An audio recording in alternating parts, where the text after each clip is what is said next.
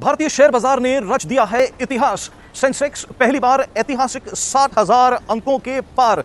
कि क्या करना चाहिए और क्या नहीं करना चाहिए स्टॉक मार्केट में। देखिए, मार्केट्स का खेल जो है बहुत मुश्किल खेल है। भारत का स्टॉक मार्केट दुनिया का 5वां सबसे बड़ा स्टॉक मार्केट बन गया है और अब भारत का कि 10,000 रुपये डाले और रातों रात उसका 1 लाख हो जाएगा, वो असंभव। निवेशक बनना शायद IIT की परीक्षा क्रैक करने के बराबर है।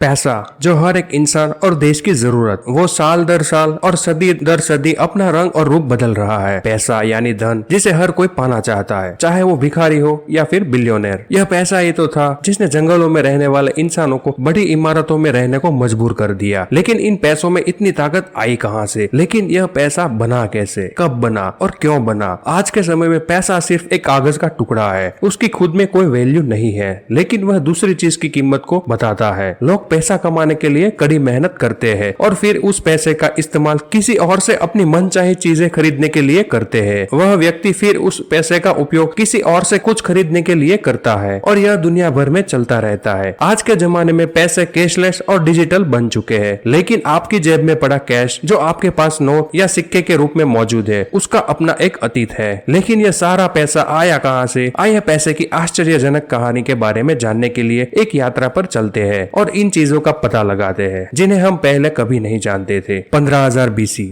ये वो वक्त था जब इंसान छोटे छोटे काबिलों में रहते थे और उन सबका सिर्फ एक ही मकसद था, शिकार। एक ऐसी चीज है जो हर रोज नहीं मिलता, पर भूख तो हर रोज लगती है। ये भूखी थी जिसने एक काबिले को दूसरी काबिले से कुछ लेने को मजबूर कर दिया। इस लेन देन में ही दोनों का फायदा था, क्योंकि अगर एक बार वो छीन कर ले जाती तो दूसरी बार उनको वो नहीं मिलता। इसी के कारण एक बार्टरिंग सिस्टम की शुरुआत हुई। कहीं ना कहीं ये सिस्टम की शुरुआत मेसोपोटामियन ट्राइब्स ने की थी। बार्टरिंग सिस्टम में एक सामान या सेवा के बदले दूसरा सामान देना होता है। इन बार्टरिंग सिस्टम ने इंसान को बदल ही दिया। अब इंसानों को एक दूसरे से लड़ने के बजाय मिलजुल कर रहने लगे और हर कोई एक दूसरे के साथ ट्रेड करने लगे। लेकिन समय के साथ लोग भी बढ़ते गए और वो खेती भी करने लगे थे। अब बार्टरिंग सिस्टम की कमियां सामने आने लगी। अब हर रोज सबके ट्रेड बढ़ने लगे और अब याद रखने में दिक्कत आने लगी। इसलिए लोग याद रखने के लिए क्ले के छोटे छोटे टुकड़ों में लिखना स्टार्ट कर दिया और ऐसे शुरुआत हुई अकाउंटिंग की। ऐसे हुआ कमोडिटी मनी का जन्म। बार्टरिंग सिस्टम में एक सामान या सेवा के बदले दूसरा सामान देना होता है। उदाहरण के लिए एक खिलौने की जगह एक आटे की बैग। लेन देन का यह सबसे अच्छा तरीका था। लेकिन अब आप मान लो कि आपको आटे की बैग नहीं चाहिए, तो वह ट्रेड नहीं हो पाता था। यह इस सिस्टम की सबसे बड़ी समस्या थी। लेकिन जहाँ समस्या होती है वहीं समाधान भी होता है और यही शुरुआत हुई कमोडिटी मनी की। कमोडिटी मनी यानी बुनियादी वस्तुओं जिसका उपयोग सभी लोग करते हैं, उसको मुद्रा माना गया और इसमें तंबाकू, चाय, नमक, बीज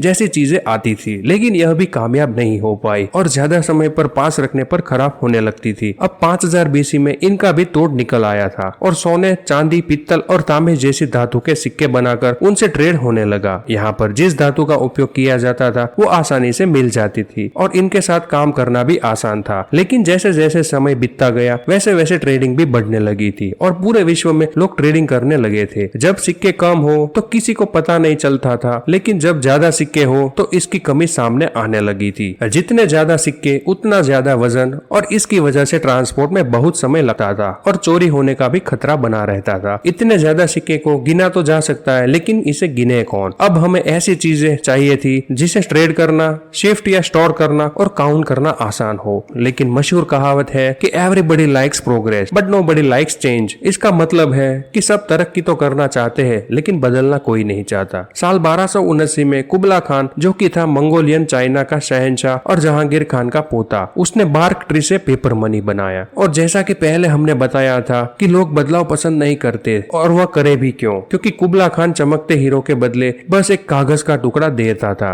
और इस कागज के टुकड़ों को जो भी इनकार करता था उसको मौत के घाट उतार दिया जाता था। दरअसल पेपर मनी को IOU इसका मीनिंग है कि मैं तुम्हारा कर्जदार हूँ। इसका मतलब है कि आप अपने सोने को सिक्कों को यहीं जमा कर दो और उसके बदले में आपको IOU मिलता था। अब समय के साथ मार्केट में IOU इतना बढ़ गया कि लोग उन्हीं से ही ट्रेड करना शुरू कर दिए। अब यह IOU यानी कि पेपर मनी सबके पास होने लगी और इसमें कुछ ऐसे भी लोग थे जो पैसे के भूखे थे। वह लोगों से सोने के सिक्के लेकर उन्हें IOU देने लगे। आप यह तो जानते ही होंगे कि आप पेपर मनी जितना चाहे उतनी छाप सकते हो और लोग भी पेपर मनी लेने लगे थे क्योंकि सोने की सिक्के की चोरी होने का सभी को डर बना रहता था। अब मार्केट में पेपर मनी बहुत ज्यादा हो गई थी। इसकी वजह से एक चीज सामने आई, वह थी महंगाई यानी इन्फ्लेशन, और इसकी वजह से सभी चीज वस्तुओं का भाव जल्दी से ही बढ़ने लगा था। जब लोगों को पता चला कि यह पेपर की वैल्यू कम हो रही है तो लोग जहां सोने के सिक्के जमा कराए थे उसकी तरफ भागने लगे, पर उनके पास सबके लिए सिक्के नहीं थे क्योंकि मार्केट में ऐसी पेपर मनी सर्कुलेट होने लगी थी और लोगों को यह बैंकों में से भरोसा उठ गया था। अब लोग सोने के सिक्कों अपने घर में छुपा कर रखने लगे थे। पैसे का सर्कुलेशन बहुत कम हो गया था। साल 1816 ब्रिटेन एक नया लॉ सामने लेकर आया और उसमें उसने बताया कि हमारे पास जितना गोल्ड रिजर्व होगा हम उतनी ही पेपर मनी प्रिंट करेंगे जिससे मार्केट में महंगाई भी नहीं होगी, और इसे कहते हैं पेपर मनी को गोल्ड स्टैंडर्ड करना। और देखते ही देखते पूरे विश्व में यह गोल्ड स्टैंडर्ड फॉलो होने लगा और यूनाइटेड स्टेट्स में भी 1900 में यह गोल्ड स्टैंडर्ड को अपना लिया और यह अपने साथ एक ऐसी चीज लाया था जिसे बचना नामुमकिन था, और वह था पैसे की भूख। इंसान जितना मर्जी से पैसे कमाए लेकिन उसे वह थोड़ा सा ही लगता है, और यह पेपर मनी फिर से एक ऐसा मोड़ देने वाली थी। उसके बाद उसको रोकना नामुमकिन था। अगर किसी मुल्क में पैसे ज्यादा होता है तो इससे होती है इन्फ्लेशन, लेकिन अगर पैसे कम होते हैं तो उससे होती है डिफ्लेशन, जो इन्फ्लेशन से भी ज्यादा खतरनाक है। और यही हुआ 1930 में। यूएस में ग्रेट डिप्रेशन चल रहा था।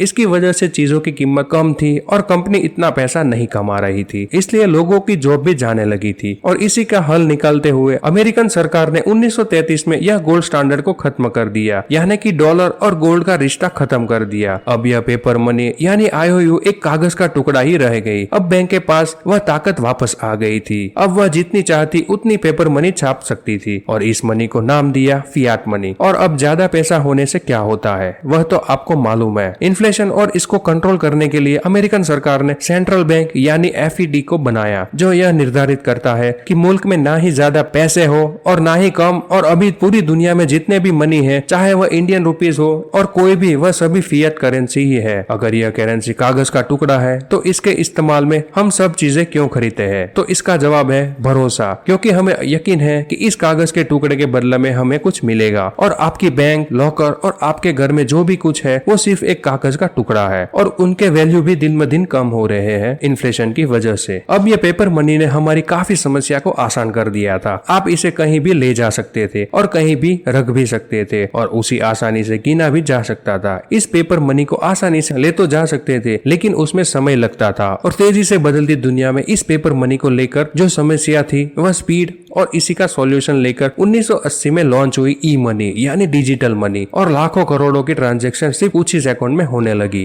अब तो ना ही गिनने की प्रॉब्लम और ना ही जाने की, और बैंक को कुछ प्रिंट भी नहीं करना पड़ेगा। बस अपने कंप्यूटर की स्क्रीन पर कुछ नंबर डाले और पैसे बन गए। हम घर बैठे बैठे बस कुछ ही क्लिक करके चीजें खरीद सकते थे, और यह मनी कुछ ही सेकंड में एक कोने से दूसरे कोने में आसानी से पहुंच जाती है। लेकिन यह डिजिटल मनी भी बहुत बड़ी प्रॉब्लम है, और वह है हैकिंग। हैकिंग करना मुश्किल है लेकिन नामुमकिन भी नहीं है, और इसके सॉल्यूशन में 2009 में लॉन्च हुआ बिटकॉइन यानी क्रिप्टो करेंसी, जिसे हैक करना नामुमकिन है। क्रेडिट कार्ड, बैंक ट्रांजैक्शन, ये सब गवर्नमेंट के अंडर होता है, लेकिन क्रिप्टो करेंसी एक ऐसी करेंसी है जिस पर गवर्नमेंट का कोई भी प्रभाव नहीं है, और यह टेक्नोलॉजी ब्लॉकचेन पर आधारित है जिसे हैक करना नामुमकिन है। लेकिन गवर्नमेंट्स के रूल्स न होने की वजह से इलीगल ट्रांजैक्शन के लिए इसका इस्तेमाल आसानी से किया जाता है, और जितनी ज्यादा इलीगल ट्रांजैक्शन होगी उतना ही ज्यादा क्राइम होगा, और जितना ज्यादा क्राइम होगा उतना ही ज्यादा उस कंट्री को नुकसान होगा। अब ये स्कीम है कि नहीं है ये तो हमें समय के साथ ही पता चलेगा, लेकिन एक बार पीछे मुड़कर देखेंगे तो इस दुनिया ने थोड़े ही समय में कितनी तरक्की कर ली है। कुछ हजारों सालों में हम सोने चांदी के सिक्कों से ऐसे पैसे पर आ गए जो नजर ही नहीं आता। आप पूरा महीना सुबह से लेकर शाम तक कहीं काम करते हैं और महीने के एंड में आपको क्या मिलता है? सिर्फ कुछ कागज के टुकड़े या स्क्रीन पर नजर आने वाले कुछ नंबर। आपको यह समझना होगा कि दुनिया पैसे पर नहीं भरोसे पर चलती है, और हमें जो नजर आता है वह कुछ और नहीं बल्कि सिर्फ नजर का धोखा है। अब सवाल यह उठता है कि हम करें तो भी करें क्या? तो इसके लिए सबसे पहला आपको असली पैसे को पहचानना होगा, और असली पैसे को पहचानने के लिए एक ही तरीका है और वह है उसकी कीमत और समय के साथ घटनी नहीं चाहिए। पेपर मनी की वैल्यू हर साल इन्फ्लेशन की वजह से कम होती है और असली पैसा वह है जिसकी वैल्यू समय के साथ बढ़े। और सच कहा जाए तो यह सिलसिला कभी रुकने वाला नहीं है, पर आप इस चीज से बच सकते हैं असली पैसे में इन्वेस्ट कर जिसकी खुद में कोई वैल्यू हो। जानते हैं दुनिया में जितना भी पैसा है अगर सारा का सारा हर इंसान में बराबर बांट दिया जाए तो वह पैसा वापस पहुंच जाएगा जहां से वह आया था। और क्योंकि इस दुनिया में जितने भी अमीर लोग हैं वह पैसे को समझते हैं, उसे जानते हैं, वह पैसे के लिए काम नहीं करते बल्कि पैसा उनके लिए काम करता है। और जिस दिन आप समझ गए तो आपकी जिंदगी हमेशा के लिए बदल जाएगी। यह सब करने से पहले आपको खुद को फाइनेंशियली एजुकेट करना होगा। जो वक्त आप हुकूमत और महंगाई को गाली देने में जाया करते हैं वही वक्त आप अपनी फाइनेंशियल एजुकेशन पर लगाए। कुछ नहीं बदलने वाला, आपको खुद को बदलना होगा। कि हमें इन्वेस्टमेंट क्यों करना चाहिए, इन्वेस्टमेंट के अलग अलग कौन कौन से फायदे हैं, और यह समझने से पहले यह जानना जरूरी है कि अगर हम लंबे समय तक की बात करते हैं तो हमारी फाइनेंशियल परिस्थिति पर इन्वेस्टमेंट का क्या असर पड़ता है। तो चलिए इसे एक उदाहरण से समझते हैं। राजेश 30 साल का व्यक्ति है और वह हर महीने 20,000 बचाता है। वह अपनी इनकम और खर्च में बदलाव के बावजूद हर महीने फिक्स 20,000 बचाता है। अब हम यहाँ दो परिस्थितियों पर बात करेंगे। पहली परिस्थिति है अगर राजेश हर महीने 20,000 बचाता है और वह उसको इन्वेस्टमेंट नहीं करता, तो इस हिसाब से वह हर साल 2,40,000 बचाता है और 20 साल बाद जब वह 50 साल का होगा तो राजेश के पास कुल 48 लाख होंगे। अब दूसरी परिस्थिति में जब वो हर महीने इन्वेस्ट करता है जिससे उससे 12% का रिटर्न मिलता है, तो पहले की तरह अगर वो 50 साल का होगा यानी कि 20 साल बाद निवेश करने की वजह से उनके पास 1,99,82,958 यानी कि 2 करोड़ रुपए होंगे। तो इस उदाहरण से आपको पता चल गया होगा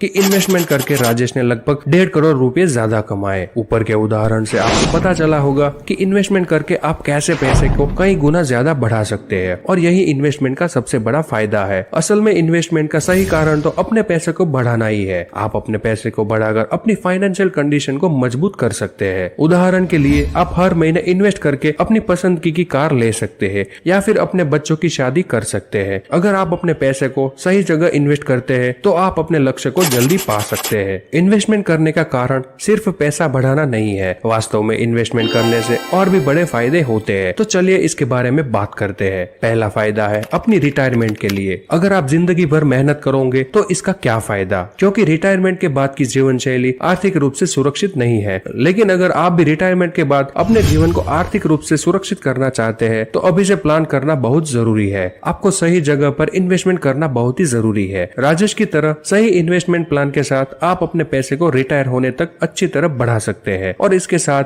आप अपने मनचाहे सपनों को भी पूरा कर सकते हैं। दूसरा है अपने जीवन के लक्ष्य को पूरा करने के लिए। अगर आपके जीवन में कई छोटे मोटे लक्ष्य है जैसे कि खुद का बिजनेस स्टार्ट करना या सपनों का घर खरीदना या कार खरीदना या बच्चों की शादी करना, तो यह आप अपने इनकम का सिर्फ एक हिस्सा बचाकर इन लक्ष्य को पूरा ना कर पाए, क्योंकि जिस तरह से महंगाई बढ़ रही है तो कुछ साल बाद शायद ही आप अपने छोटे छोटे बचत से अपने लक्ष्य को हासिल कर पाए। यहाँ उदाहरण में हमने देखा कि कैसे 20,000 का मासिक इन्वेस्टमेंट करके 2 करोड़ रुपए कमाए जा सकते हैं और यह अपने जीवन के कई लक्ष्यों को पूरा करने के लिए काफी है। बढ़ती महंगाई से निपटने के लिए हर साल महंगाई 5 से 8% बढ़ती जा रही है। इसका मतलब है कि सभी वस्तुओं के रेट हर साल बढ़ते जा रहे हैं, जिससे हमारे पैसे की वैल्यू कम हो रही है। अगर आप भी अपने पैसे को सही जगह इन्वेस्टमेंट नहीं कर रहे हैं तो आपके पैसे की वैल्यू हर साल कम हो रही है। इसलिए बढ़ती महंगाई को निपटने के लिए आपको निवेश करना जरूरी है। चौथा है किसी भी आपातकालीन स्थिति के लिए। यहाँ हमने उदाहरण में देखा कि कैसे राजेश ने निवेश करके अपने पैसे को कई गुना बढ़ाया। तो आप इन पैसे का इस्तेमाल किसी भी मेडिकल या नॉन मेडिकल स्थितियों से निपटने के लिए कर सकते हैं। पांचवा है आर्थिक आजादी। अगर आप भी पैसे से जुड़ी जरूरतों के लिए बच्चे या फिर रिश्तेदारों पर निर्भर नहीं रहना चाहते तो आपको बेहतर रिटर्न वाले विकल्पों में निवेश करना चाहिए। इससे आप रिटायरमेंट के बाद अपने खर्चे खुद से करने के लिए आर्थिक रूप से आजाद हो जाते हैं। अब आपको पता चल गया होगा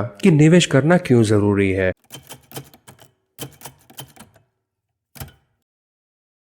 आज के समय में इन्फ्लेशन 5 से 8% हर साल बढ़ता है। आप अपने पैसे को अच्छी जगह इन्वेस्ट करके अपने पैसे को 12 से 15% बढ़ा सकते हैं। लेकिन अब आपके मन में यह सवाल आता होगा कि इन्वेस्टमेंट कब करें और कैसे करें। इसका जवाब देना मुश्किल है, क्योंकि तरीका आपके लिए काम करता है वह शायद किसी और के लिए काम ना करे। तो चलिए फिर भी हम समझते हैं कि इन्वेस्टमेंट करने का सही समय क्या है। इन्वेस्टमेंट करने का सबसे अच्छा समय कल था और अगला सबसे अच्छा समय अभी है। इसका मतलब है कहीं इन्वेस्टमेंट आपको अभी से शुरू करना चाहिए, लेकिन आदर्श रूप से जब आपको अपना पहला इनकम मिलता है तभी आप इन्वेस्टमेंट करना स्टार्ट करते हैं। अब आपको यह सवाल काफी आसान लगता है ना, लेकिन इसमें भी एक ट्विस्ट है। आपकी फाइनेंशियल कंडीशन आपके इन्वेस्टमेंट करने का सही समय को निर्धारित करने में महत्वपूर्ण भूमिका निभाती है। अब हम इसको एक उदाहरण से समझते हैं। अभी राजेश की उम्र 25 साल है। उनकी पहली इनकम जब वो 23 साल के थे तब उसे मिली थी, लेकिन उस पर पहले से ही कुछ कर्ज था, तो उसके इनकम का ज्यादातर हिस्सा उनके कर्ज को चुकाने में ही चला जाता था और बाकी जो बचता था वह उसे नियमित खर्चों को कवर करता था। इसलिए उसके पास इन्वेस्टमेंट के लिए कुछ भी नहीं बचता था। अगर राजेश की तरह ही आपके ऊपर भी कोई कर्जा है तो पहले आपको उच्च ब्याज वाले कर्जा को खत्म करना चाहिए। हो सकता है कि इससे आप इन्वेस्टमेंट ना कर पाए, लेकिन यह गलत नहीं होगा। छोटे शुरुआत करें लेकिन जल्दी करें। जब आपके पास बहुत ज्यादा पैसे बचते हैं तभी आप इन्वेस्टमेंट कर सकते हैं। यह बहुत बड़ी गलतफहमी है। आप छोटी रकम से भी इन्वेस्टमेंट कर सकते हैं और अपने जीवन में यह इन्वेस्टमेंट का सफर जल्द से जल्द शुरू कर सकते हैं। अभी हम इस एक उदाहरण से समझते हैं। उदाहरण में राजेश और देव दोनों फ्रेंड है। अब राजेश की उम्र 25 साल है और देव की उम्र 35 साल है और दोनों 55 साल की उम्र में रिटायर होना चाहते हैं। अब हम यहाँ राजेश की बात करेंगे। यहाँ उसका सारा कर्जा खत्म हो गया है और उन्होंने 10,000 रूपए एक ऐसी योजना में लगाए हैं जो हर साल उसे 12% रिटर्न देती है। अब वह 55 साल की उम्र में रिटायर होना चाहते हैं, तो 30 साल बाद उनके पास लगभग 3.5 करोड़ रुपए होंगे। है ना कमाल। अब हम देव की बात करते हैं। उसकी उम्र अभी 35 साल है और वह हर महीने 20,000 रूपए इन्वेस्ट करता है और वह भी 55 साल की उम्र में रिटायर होना चाहता है। अब यहाँ 55 यानी कि 20 साल बाद देव के पास लगभग 2 करोड़ रुपए ही होंगे। अब यहाँ 2 करोड़ रुपए और 3.5 करोड़ रुपए की तुलना करें तो पता चलता है कि इन्वेस्टमेंट की राशि डबल करने के बावजूद भी राजेश के पास ज्यादा पैसे नहीं बचते हैं। ऐसा इसलिए हुआ कि राजेश ने 30 साल तक इन्वेस्टमेंट किया और देव के पास जो समय केवल 20 साल का ही था। अब आपको पता चल गया होगा कि आपको जल्द से जल्द इन्वेस्टमेंट करना चाहिए। अब हम बात करेंगे कि आपको निवेश कैसे करना चाहिए। इसका सही जवाब वास्तव में आपके फाइनेंशियल कंडीशन पे है। आपकी इनकम और आपके जीवन के लक्ष्य जैसी अलग अलग चीजों पर निर्भर करता है, लेकिन फिर भी हम आपको कुछ टिप्स देंगे जिससे आप अपने पैसों को इन्वेस्ट करके उससे अच्छा रिटर्न प्राप्त करने में मदद मिल सके। अपने इन्वेस्टमेंट को अपने लक्ष्य के साथ जोड़े। जैसे कि आपका लक्ष्य एक छोटी अवधि के लिए है, जैसे कि कार लेना, नई बाइक खरीदना, उसे पूरा करने के लिए आप लिक्विड सेविंग स्कीम यानी कि ELSS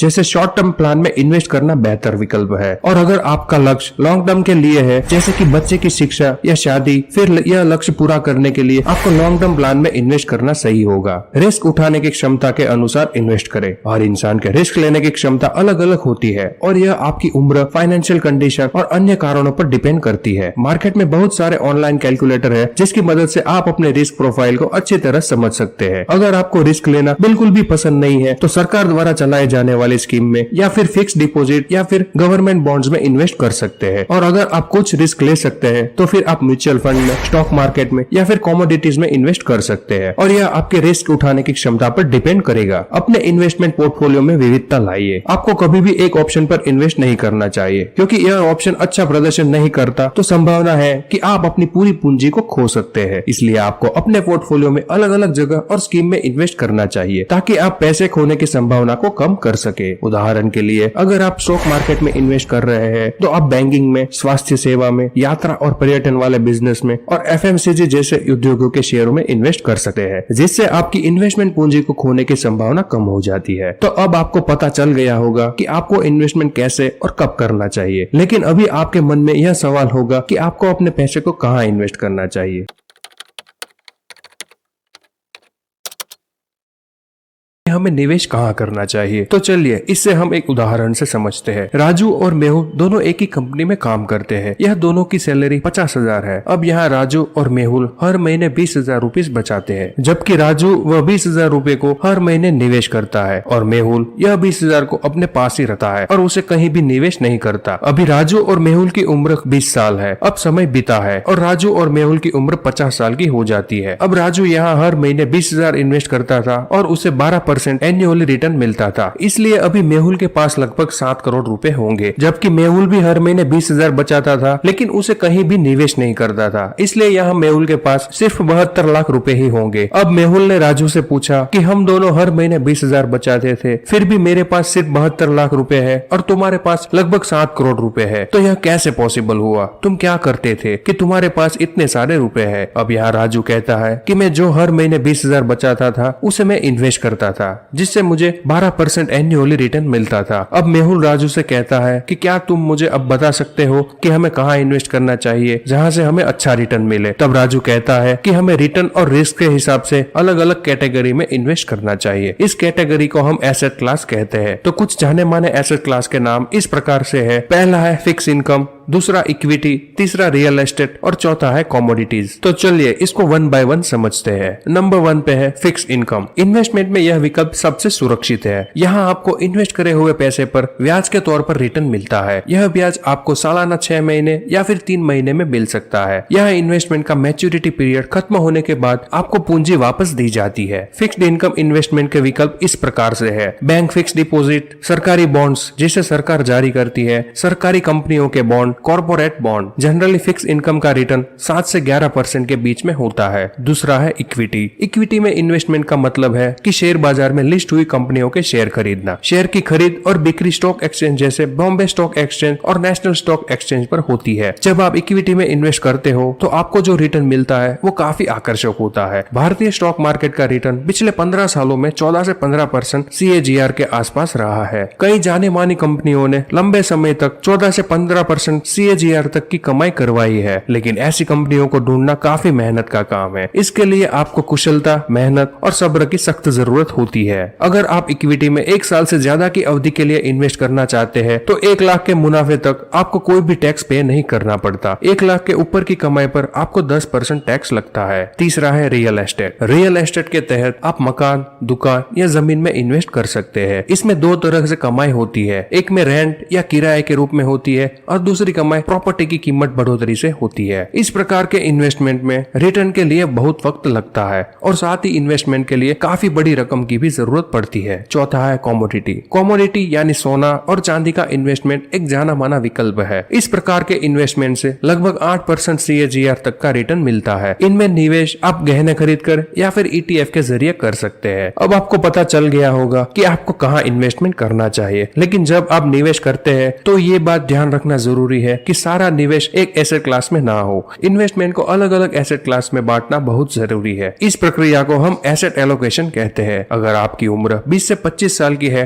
तो आप ज्यादा रिस्क ले सकते हैं, क्योंकि आपकी उम्र कम है तो आपको इन्वेस्टमेंट के लिए वक्त भी ज्यादा मिलता है। ऐसे में आप इन्वेस्टमेंट का लगभग 70% इक्विटी में इन्वेस्ट कर सकते हैं और बाकी बचा हुआ परसेंटेज आप कमोडिटीज या फिर फिक्स इनकम पर निवेश कर सकते हैं। अगर आप रिटायर्ड हो चुके हैं तो आप 80% फिक्स इनकम वाले ऑप्शन और 20% इक्विटी और कमोडिटीज में इन्वेस्ट कर सकते हैं, और यह इन्वेस्टमेंट आपके रिस्क लेने की क्षमता पर निर्भर करता है। इन्वेस्टमेंट करने से पहले यह बात की भी जानकारी होनी चाहिए। अगर ज्यादा रिस्क होगा तो रिटर्न भी ज्यादा होने की संभावना है, अगर रिस्क कम होगा तो रिटर्न भी कम ही मिलेंगे। अगर आप चाहते हैं कि इन्वेस्टमेंट करे हुए पैसे सुरक्षित रहे तो फिर आप फिक्स इनकम वाले विकल्प में इन्वेस्ट कर सकते हैं, लेकिन इसमें रिस्क कम है इसलिए आपको रिटर्न भी कम ही मिलेगी। और ध्यान रखें कि लंबे वक्त में महंगाई की दर की वजह से आपके हाथों में जो रकम आएगी उसकी वैल्यू भी कम होगी। उदाहरण के तौर पर बैंक फिक्स डिपॉजिट पर आपको 7% रिटर्न देता है और महंगाई दर अगर 8% है तो आपको 1% का नुकसान हो रहा है। यह ऑप्शन उनके लिए है जिनकी रिस्क लेने की क्षमता बहुत ही कम है। अगर आपको महंगाई से निपटना है तो सबसे अच्छा ऑप्शन है इक्विटी। अगर आप पुराने डेटा को निकाल कर देखेंगे तो पता चलता है कि लंबे वक्त में इक्विटी ने 14 से 15% का रिटर्न दिया है, लेकिन इसमें रिटर्न भी ज्यादा है इसलिए इसमें रिस्क भी ज्यादा है। रियल एस्टेट में इन्वेस्ट करने के लिए आपको बड़ी रकम की जरूरत पड़ती है और इस तरह के इन्वेस्टमेंट से निकलने में काफी वक्त भी लगता है। जमीन जायदाद आप कभी भी खरीद या बेच सकते हैं। इसको खरीदने और बेचने के लिए सही खरीदार और बेचने वाला चाहिए होता है। सोना और चांदी में इन्वेस्ट एक सुरक्षित विकल्प माना जाता है, लेकिन इनका रिटर्न बहुत ज्यादा आकर्षक नहीं होता। अब आपको पता चल गया होगा कि आपको कहाँ इन्वेस्ट करना चाहिए और इन्वेस्टमेंट करने से पहले आपको किन किन बातों का ध्यान रखना चाहिए।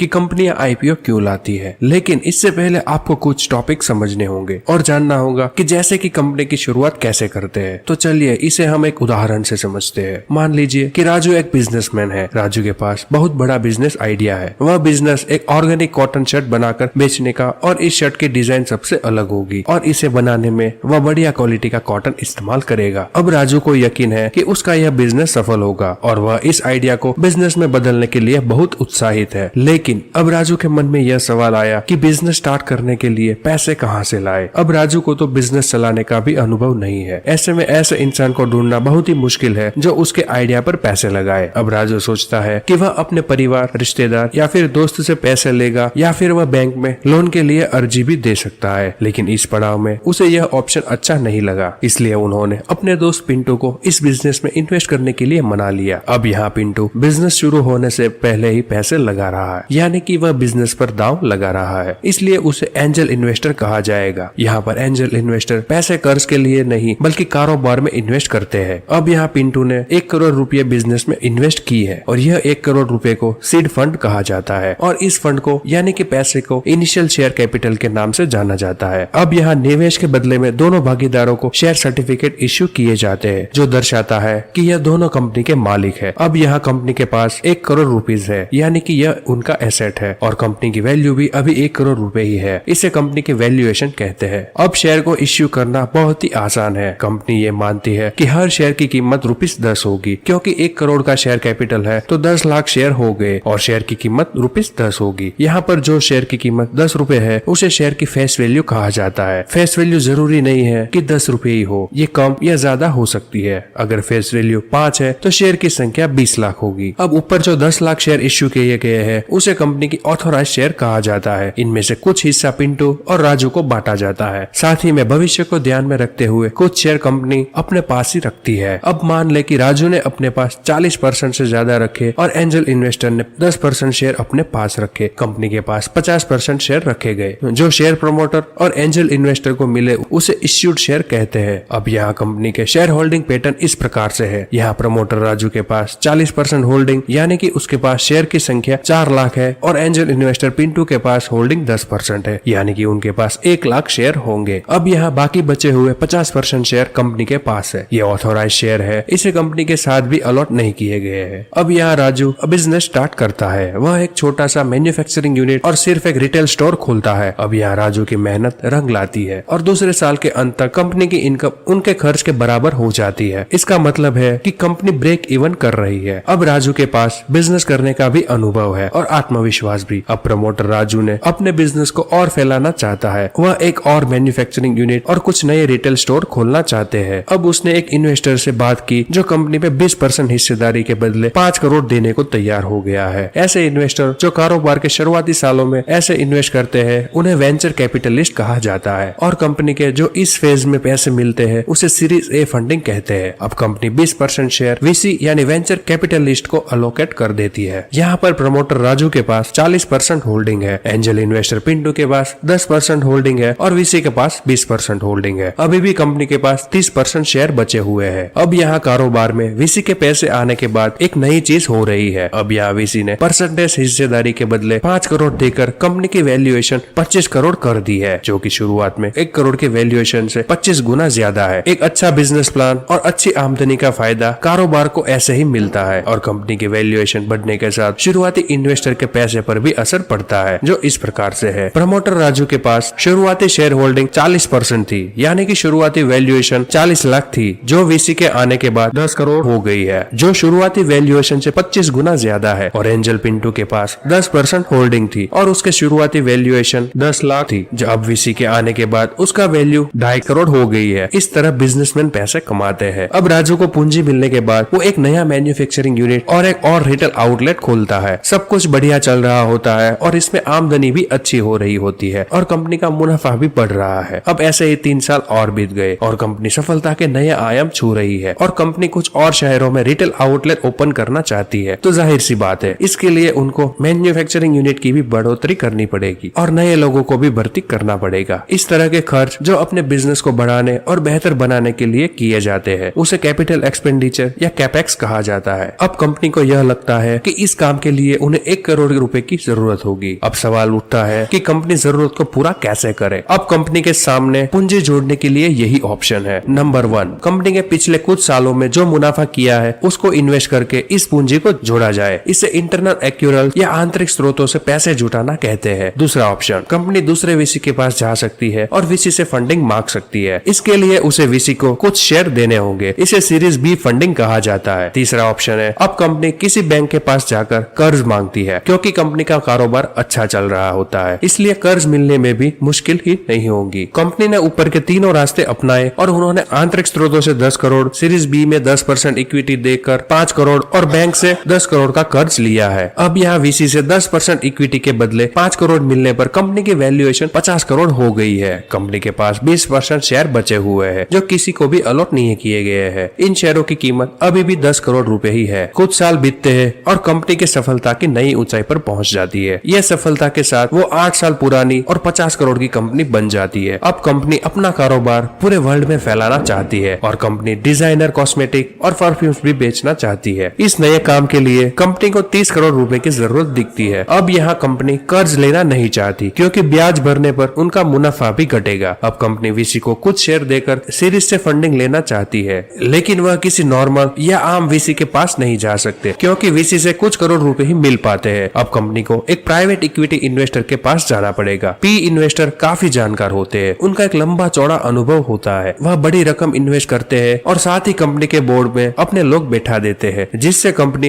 एक निश्चित दिशा की ओर बढ़ने लगती है और वे 10% हिस्सा लेते हैं और उसके लिए वो 30 करोड़ रुपए देते हैं। इससे कंपनी की वैल्यूएशन 300 करोड़ तक पहुंच गई। अब कंपनी के शेयर होल्डर पर नजर डालें तो वह इस प्रकार से है। अब यह प्रमोटर राजू के पास 40% होल्डिंग है, एंजल इन्वेस्टर पिंटू के पास 10% होल्डिंग, वेंचर कैपिटलिस्ट ए के पास 20% होल्डिंग है, वेंचर कैपिटलिस्ट बी के पास 10% होल्डिंग है और पीई इन्वेस्टर के पास 10% होल्डिंग है। अभी भी कंपनी के पास 10% का हिस्सा ऐसा है जो किसी को अलॉटमेंट नहीं किया गया है। इसकी कीमत अब 30 करोड़ रुपए है। पीई कभी भी बिजनेस के शुरुआती दौर में पैसे नहीं लगाता, बल्कि ऐसी कंपनियां में पैसे लगाता है जो कुछ सालों से काम कर रही होती है और जिनकी आमदनी हो रही हो। पीई से पैसा आने के बाद कंपनी अपने बिजनेस को एक्सपांड करती है। पीई इन्वेस्टमेंट के 5 साल के बाद कंपनी का कारोबार काफी बढ़ चुका है और इससे अच्छी आमदनी भी हो रही है। इससे इन्वेस्टर काफी खुश है, लेकिन प्रमोटर नहीं। प्रमोटर अभी भी अपने बिजनेस को और फैलाना चाहते हैं। वह दुनिया के सबसे बड़े शहरों में कम से कम 2 आउटलेट खोलना चाहते हैं। इसका मतलब है कि कंपनी को अब अलग अलग देशों के बाजारों में रिसर्च करना पड़ेगा, वहाँ की पसंद क्या है, कंपनी में नए लोग हायर करने पड़ेंगे और मैन्युफैक्चरिंग यूनिट भी बढ़ानी पड़ेगी और साथ ही में पूरी दुनिया में रियल एस्टेट पर भी पैसे खर्च करने पड़ेंगे। अब मैनेजमेंट का अनुमान है कि इसके लिए उन्हें 100 करोड़ रुपए की जरूरत पड़ेगी। अब कंपनी के पास पैसे जुटाने के लिए यही रास्ते हैं। पहला रास्ता आंतरिक स्रोतों से, दूसरा पी फंड से सीरीज डी फंडिंग, तीसरा बैंक से और कर्ज, चौथा बॉन्ड इश्यू करना जो कि कर्ज का ही एक तरीका है, पांचवा आईपीओ के जरिए, छठा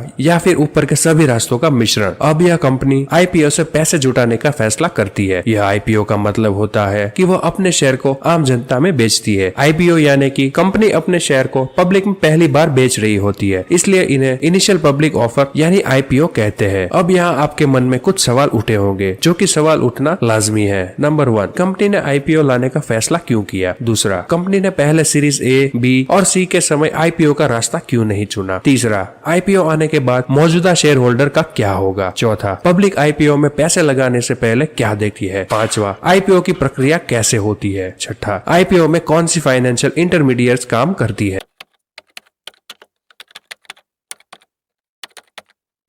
कैसे एक बिजनेस आईपीओ तक पहुंचता है। और उस वीडियो में हमने देखा था कि कैसे अलग अलग स्तर पर कंपनियों को पैसे की जरूरत पड़ती है और उनके पास कितने रास्ते होते हैं जिनसे वह पैसे जुटा सकती है। इस वीडियो में हम बात करेंगे कि कंपनियां पब्लिक से पैसे क्यों उठाती है, आईपीओ लाने के लिए क्या घटनाक्रम रहता है, आईपीओ के बाद क्या होता है और आईपीओ लाने से पहले कंपनी को किन बातों से जूझना पड़ता है। यह सब इसलिए जानना जरूरी है क्योंकि कई कंपनियां ऐसी होती है जिसमें कभी भी आईपीओ से पहले अच्छे वीसी, पी फंड या कुछ बड़े इन्वेस्टर से पैसे नहीं उठाए होते हैं। जिन कंपनियों ने आईपीओ से पहले अच्छे विशिष्ट या फिर कुछ बड़े इन्वेस्टरों से पैसे जुटाए होते हैं, उनके बिजनेस के बारे में ज्यादा जानकारी मिल जाती है, इसलिए उन पर ज्यादा भरोसा किया जा सकता है। अब चलिए जानते हैं कि कंपनियां आखिर पब्लिक से पैसे क्यों उठाती है। पिछले वीडियो में हमने कुछ सवाल उठाए थे, उनमें से एक था कि कंपनी पैसे जुटाने के लिए पब्लिक के पास क्यों जाती है, क्यों आईपीओ का रास्ता चुनती है। अगर अभी तक आपने हमारा वो वीडियो नहीं देखा तो ऊपर ऊपर दिए गए बटन पर क्लिक करके आप वो वीडियो देख सकते हैं, ताकि आपको यह पता चल जाए कि कंपनी आईपीओ तक कैसे पहुंचती है। जब भी कोई कंपनी आईपीओ लाने का फैसला करती है, यानी कि आमतौर पर वह अपने बिजनेस को बड़ा करना चाहती है, यानी कि अपने बिजनेस के लिए एक बड़ा फंड या कैपेक्स जुटाना चाहती है। और इस रास्ते में कंपनी को 3 फायदे होते हैं। पहला फायदा है कंपनी को बड़ा करने के लिए पैसे मिल जाते हैं, और दूसरा फायदा है आईपीओ लाने से कंपनी कर्ज लेने से बच जाती है, इसलिए ब्याज बचने से मुनाफा के तौर पर ज्यादा पैसे बचते हैं। तीसरा फायदा है जब भी पब्लिक कंपनी के शेयर खरीदते हैं तब वह उस कंपनी के भागीदार बन जाती है, यानी कि कंपनी के प्रॉफिट में उनका प्रॉफिट होगा और कंपनी के नुकसान में भी उनका नुकसान होगा। यहाँ promoter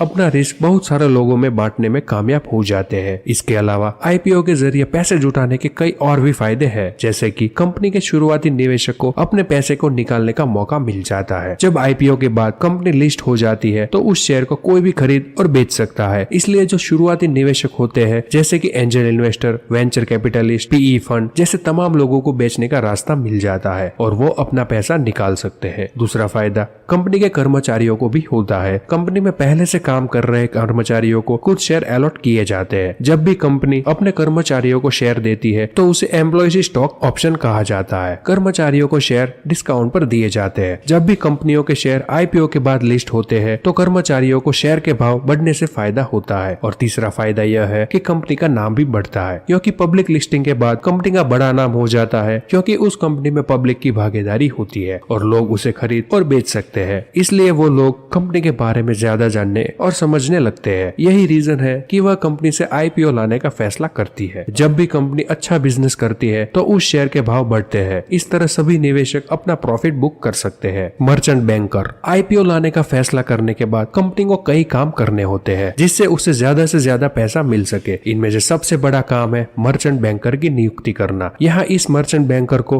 book running lead manager या सिर्फ लीड मैनेजर भी कहते हैं। यह कंपनी को आईपीओ लाने में मदद करती है, जैसे कि कंपनी का ड्यू डिलीजेंस करना और ड्यू डिलीजेंस सर्टिफिकेट देना। और इनको यह भी देखना होता है कि कंपनी ने कानून के हर नियम का पालन किया है। कंपनी के साथ मिलकर ड्राफ्ट रेड हेरिंग प्रोस्पेक्ट यानी कि डीआरएचपी सहित सारे डॉक्यूमेंट्स तैयार करना। यहाँ डीआरएचपी क्या होता है इसके बारे में हम यही वीडियो में आगे बात करेंगे। शेयर को अंडरराइट करने का मतलब कि मर्चेंट बैंकर ने आईपीओ के सारे या कुछ शेयर कंपनी से खरीदने और बाद में उसे पब्लिक को बेचने का समझौता कर लिया है। आईपीओ में शेयर की प्राइस बैंड तय करने में कंपनी की मदद करना। प्राइस बैंड का मतलब होता है कि शेयर के नीचे और ऊपर की कीमत जिसके बीच में शेयर बेचे जाएंगे। कंपनी के आईपीओ प्रमोशन और मार्केटिंग में मदद करना। आईपीओ के लिए दूसरे इंटरमीडियरीज जैसे कि रजिस्ट्रार, बैंकर, विज्ञापन जैसी एजेंसियों को नियुक्ति करना। मर्चेंट बैंकर के आने के बाद कंपनी आईपीओ का काम शुरू कर देती है। आईपीओ में हमें हर कदम सेबी के मुताबिक ही उठाना पड़ता है और ये कदम इस प्रकार से होते हैं। पहला कदम है मर्चेंट बैंकर की नियुक्ति करना। दूसरा है सेबी को एक रजिस्ट्रेशन स्टेटमेंट के साथ एप्लीकेशन देना। इसमें यह बताया जाता है कि कंपनी क्या करती है, उससे आईपीओ लाने की जरूरत क्यों है और उसकी फाइनेंशियल कंडीशन क्या है। तीसरा है रजिस्ट्रेशन स्टेटमेंट देने के बाद सेबी फैसला करती है कि इसे मंजूरी देनी है या नहीं। चौथा कदम है इश्यू को शुरुआती मंजूरी मिलने के बाद डीआरएचपी यानी ड्राफ्ट रेड हेयरिंग प्रोस्पेक्ट तैयार करना होता है। इसे पब्लिक के साथ भी शेयर किया जाता है। डीआरएचपी में यह जानकारी होनी जरूरी है, जैसे कि आईपीओ का साइज क्या है, मतलब कि कितना बड़ा आईपीओ होगा, कुल कितने शेयर जारी किए जाएंगे, कंपनी आईपीओ क्यों लाना चाहती है और इससे जुटाए गए पैसों का क्या इस्तेमाल किया जाएगा, कंपनी के बिजनेस की पूरी जानकारी,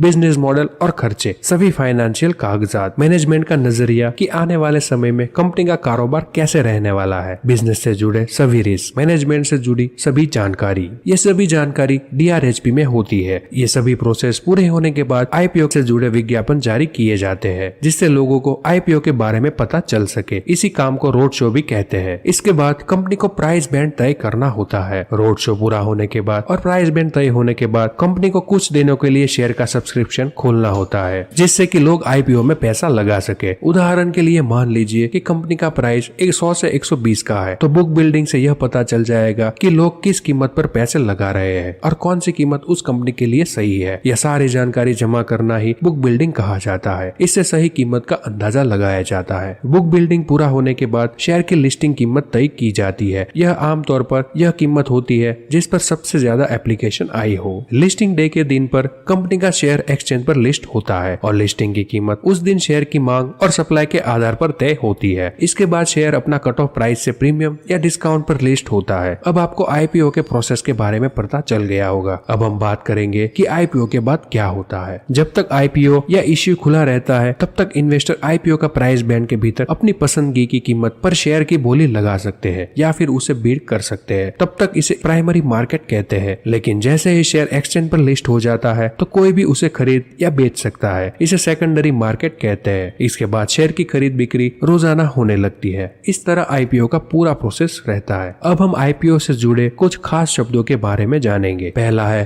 अंडर सब्सक्रिप्शन। मान लीजिए कि कंपनी पब्लिक को 1 लाख शेयर बेचना चाहती है, लेकिन बुक बिल्डिंग के दौरान पता चलता है कि सिर्फ 80,000 शेयरों के लिए ही बीड आई है, तो इसे अंडर सब्सक्रिप्शन माना जाता है। यह किसी भी कंपनी के लिए अच्छी स्थिति नहीं है। दूसरा है ओवर सब्सक्रिप्शन। अगर कंपनी के 1 लाख शेयरों के लिए 2 लाख बीड आती है तो इसे ओवर सब्सक्रिप्शन कहा जाता है। यहाँ इश्यू 2 गुना ओवर सब्सक्राइब हो गया है। तीसरा है कट ऑफ प्राइस। मान लीजिए कि कोई इश्यू का प्राइस बैंड 100 से 120 का है और इश्यू बंद होने पर शेयर की कीमत 115 तय होती है, तो यही 115 को कट ऑफ प्राइस कहा जाता है। उम्मीद है आपको आईपीओ के बारे में सारी जानकारी मिल गई होगी।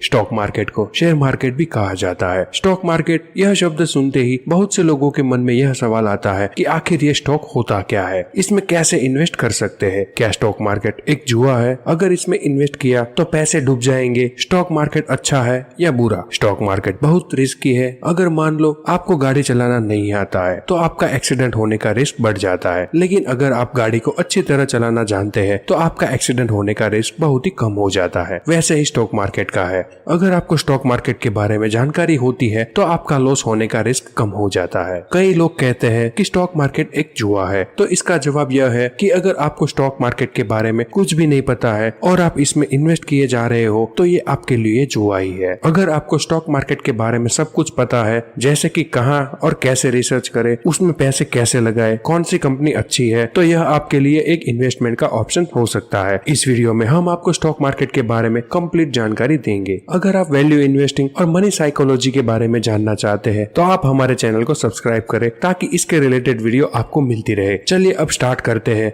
कि आखिर स्टॉक मार्केट होता क्या है। अगर आप भी बिगिनर है यानी कि स्टॉक मार्केट के बारे में कुछ भी नहीं पता है तो इसे समझने के लिए चलिए हम एक उदाहरण से समझते हैं। मान लीजिए कि राजू ने एक कंपनी स्टार्ट की और वो कंपनी कुछ समय तक काफी अच्छी चली। अब राजू को उस कंपनी को और भी बड़ा करना है और इसके लिए राजू को 10 लाख रुपए की जरूरत है, लेकिन उसके पास इतने पैसे नहीं है और ना ही कोई फैमिली या फ्रेंड्स इतने पैसे लगा सकते हैं। तो ऐसे में राजू क्या करेगा? अब राजू सोचता है कि मैं बैंक से लोन लूंगा और कंपनी में लगा दूंगा, लेकिन राजू को पता है कि उस पर काफी ब्याज देना होगा, इसलिए राजू को यह ऑप्शन अच्छा नहीं लगता। अब राजू के पास एक तरीका है कि ये अपनी कंपनी को शेयर मार्केट में लिस्ट करवा दे और अपनी कंपनी का शेयर जारी कर दे, फिर लोग उसकी कंपनी में पैसे लगाएंगे। लेकिन अब राजू के मन में यह सवाल आता है कि उसे शेयर बाजार में लिस्ट कैसे करते हैं। यहाँ राजू को 10 लाख रुपए की जरूरत होती है, इसलिए वह अपनी कंपनी को शेयर मार्केट में लिस्ट करा के 10 लाख रुपए आसानी से इकट्ठा कर सकता है। इसके लिए उसे कंपनी को स्टॉक एक्सचेंज यानी बीएससी और एनएससी पर लिस्ट करना होगा। यह बीएससी यानी कि बॉम्बे स्टॉक एक्सचेंज, जिस पर 4000 से भी ज्यादा कंपनी लिस्टेड है, और एनएससी का मतलब है नेशनल स्टॉक एक्सचेंज, जिस पर 1500 से ज्यादा कंपनी लिस्टेड है। और कंपनी को स्टॉक एक्सचेंज पर लिस्ट कराने के लिए उसको सबसे पहले सेबी के पास जाना होगा। यहाँ राजू को उसकी कंपनी की सभी डिटेल्स सेबी को देनी पड़ेगी और जब सेबी उसकी कंपनी को वेरीफाइड करके अप्रूवल दे देती है, इसके बाद वो अपनी कंपनी को स्टॉक एक्सचेंज पर लिस्ट करवा सकते हैं। अब यहाँ राजू पहली बार अपनी कंपनी के शेयर बेचने जा रहा है और उसे 10 लाख रुपए की जरूरत है। यह कंपनी 100 रुपए के हिसाब से 10,000 शेयर निकालेगी और इसी को बोला जाता है आईपीओ यानी कि इनिशियल पब्लिक ऑफरिंग। अगर आपको आईपीओ के बारे में कुछ भी नहीं पता है तो आप ऊपर दिए गए बटन पर क्लिक करके पहले ये वीडियो देखें ताकि आपको आईपीओ के बारे में सभी जानकारी मिल जाए कि कंपनी आखिर आईपीओ लाती क्यों है। यह आईपीओ आने के बाद लोग उसकी कंपनी के शेयर को खरीदेंगे और जब सारे शेयर बिक जाएंगे तो कंपनी को 10 लाख रुपए मिल जाते हैं। तो इस तरह राजू को अपने बिजनेस के लिए 10 लाख रुपए मिल जाते हैं। अब आपके मन में सवाल आता होगा कि आखिर ये शेयर होता क्या है, तो चलिए उसके बारे में जानते हैं। शेयर का मतलब होता है कि किसी कंपनी में आपकी भागीदारी या हिस्सेदारी। अगर आप किसी भी कंपनी के शेयर खरीदते हैं तो आप उस कंपनी के कुछ टके के मालिक बन जाते हैं। मतलब कि उस कंपनी में आपका पैसा लगा हुआ है तो कंपनी के प्रॉफिट में भी आपका प्रॉफिट होगा। अगर कंपनी नुकसान करती है तो आपको भी नुकसान होगा।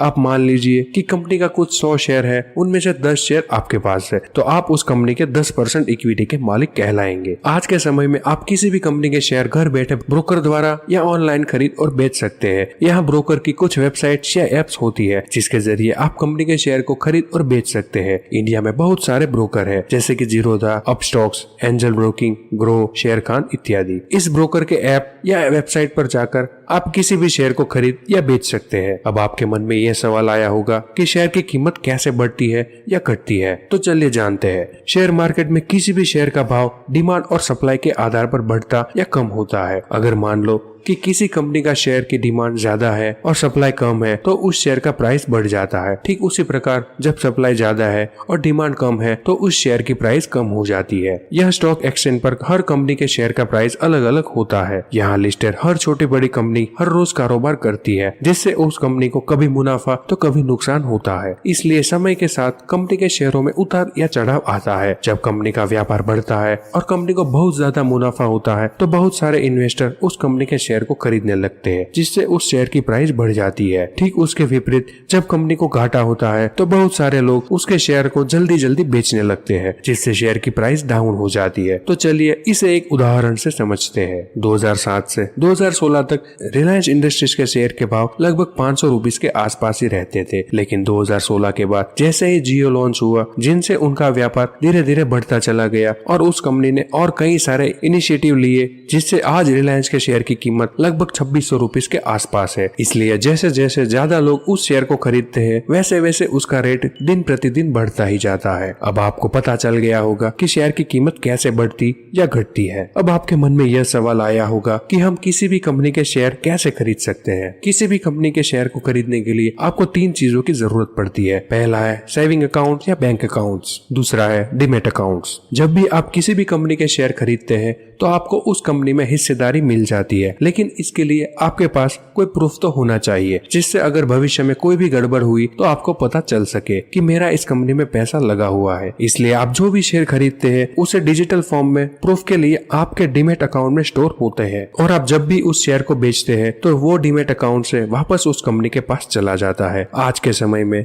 लगभग सभी ब्रोकर ट्रेडिंग अकाउंट के साथ ही फ्री में डीमैट अकाउंट खोल देते हैं। तीसरा है ट्रेडिंग अकाउंट। इंडिया में आप डायरेक्ट किसी कंपनी के शेयर को खरीद या बेच नहीं सकते, इसलिए आपको ट्रेडिंग अकाउंट की जरूरत पड़ती है। इस समय कई सारी डिस्काउंट ब्रोकर कंपनियां हैं जैसे कि एंजल ब्रोकिंग, जीरोधा, अपस्टॉक इत्यादि, जिन पर जाकर हम किसी भी कंपनी के शेयर को खरीद या बेच सकते हैं। इसे ही ट्रेडिंग अकाउंट या ब्रोकर अकाउंट कहा जाता है। शेयर खरीदने से पहले आपको किसी ब्रोकर की मदद से अपना डीमैट अकाउंट खुलवाना होगा, फिर उसे अपने बैंक अकाउंट के साथ लिंक करना होगा और अपने बैंक अकाउंट में कुछ फंड मतलब कि पैसा ऐड करना होगा। इसके बाद जब भी आप किसी कंपनी के शेयर खरीदते हैं तो आपको पैसा आपके बैंक अकाउंट से निकालकर ट्रेडिंग अकाउंट के माध्यम से उस कंपनी के पास चला जाता है और शेयर आपके डीमैट अकाउंट में डिजिटल प्रूफ में सेव हो जाता है। वैसे ही जब भी आप किसी भी शेयर को बेचते हैं तो वह आपके डीमैट अकाउंट से निकलकर कंपनी के पास चला जाता है और पैसा आपके बैंक अकाउंट में आ जाता है। अब आपको पता चल गया होगा कि आप किसी भी शेयर को कैसे खरीद या बेच सकते हैं। अब आपके मन में यह सवाल आया होगा कि शेयर बाजार में कितना रिस्क है। एक तरफ लोग कहते हैं कि शेयर बाजार बहुत ही रिस्की है, इसमें पैसे मत लगाओ, कंगाल हो जाओगे, इसमें आपका मेहनत से कमाया हुआ लाखों करोड़ रुपए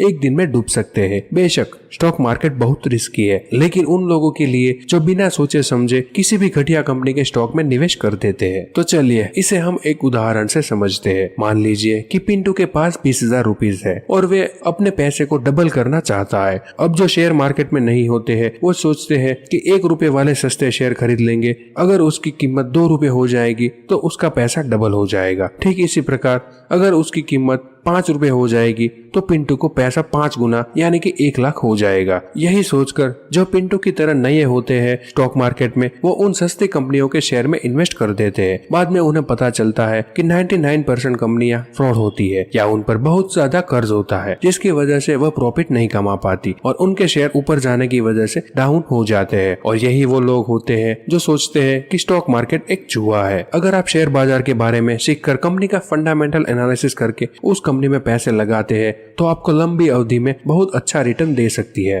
तो चलिए इसे एक उदाहरण से समझते हैं। शेयर मार्केट के किंग कहे जाने वाले राकेश झुनझुनवाला ने जब पहली बार शेयर मार्केट में कदम रखने की इच्छा जताई तो अब उनके पिता ने कहा था कि पहले खुद से कमाओ फिर स्टॉक मार्केट में इन्वेस्ट करो। जिसके बाद राकेश ने 1985 में 5,000 रुपए से स्टॉक मार्केट में निवेश करना स्टार्ट किया। 1 साल बाद यानी कि 1986 में उन्होंने पहली बार मुनाफा कमाया। उस वक्त राकेश झुनझुनवाला ने टाटा के शेयर को 43 रुपीस में खरीदा था और 3 महीने बाद 143 के भाव पर बेच दिया। इसके बाद उन्होंने 3 सालों में 20 से 25 लाख का मुनाफा किया। आगे झुनझुनवाला की जिंदगी में सबसे बड़ा पड़ाव आया 2003 में। इस साल उसने टाटा ग्रुप की कंपनी टाइटन में इन्वेस्ट किया। कहा जाता है कि यह शेयर ने उसकी किस्मत बदल दी। कहा जाता है कि उन्होंने 6 करोड़ स्टॉक 3 रुपए के भाव में खरीदे थे और आज के समय में टाइटन का भाव है करीब 2800 रुपए के आसपास। आज उनके पोर्टफोलियो में कई सारे शेयर है। इस तरह राकेश झुनझुनवाला ने लंबे समय के लिए इन्वेस्ट करके बहुत सारे पैसे कमाए। अगर आप भी अच्छे फंडामेंटल एनालिसिस करके इन्वेस्ट करते हैं तो आपको भी प्रॉफिट होने के चांसेस बढ़ जाते हैं।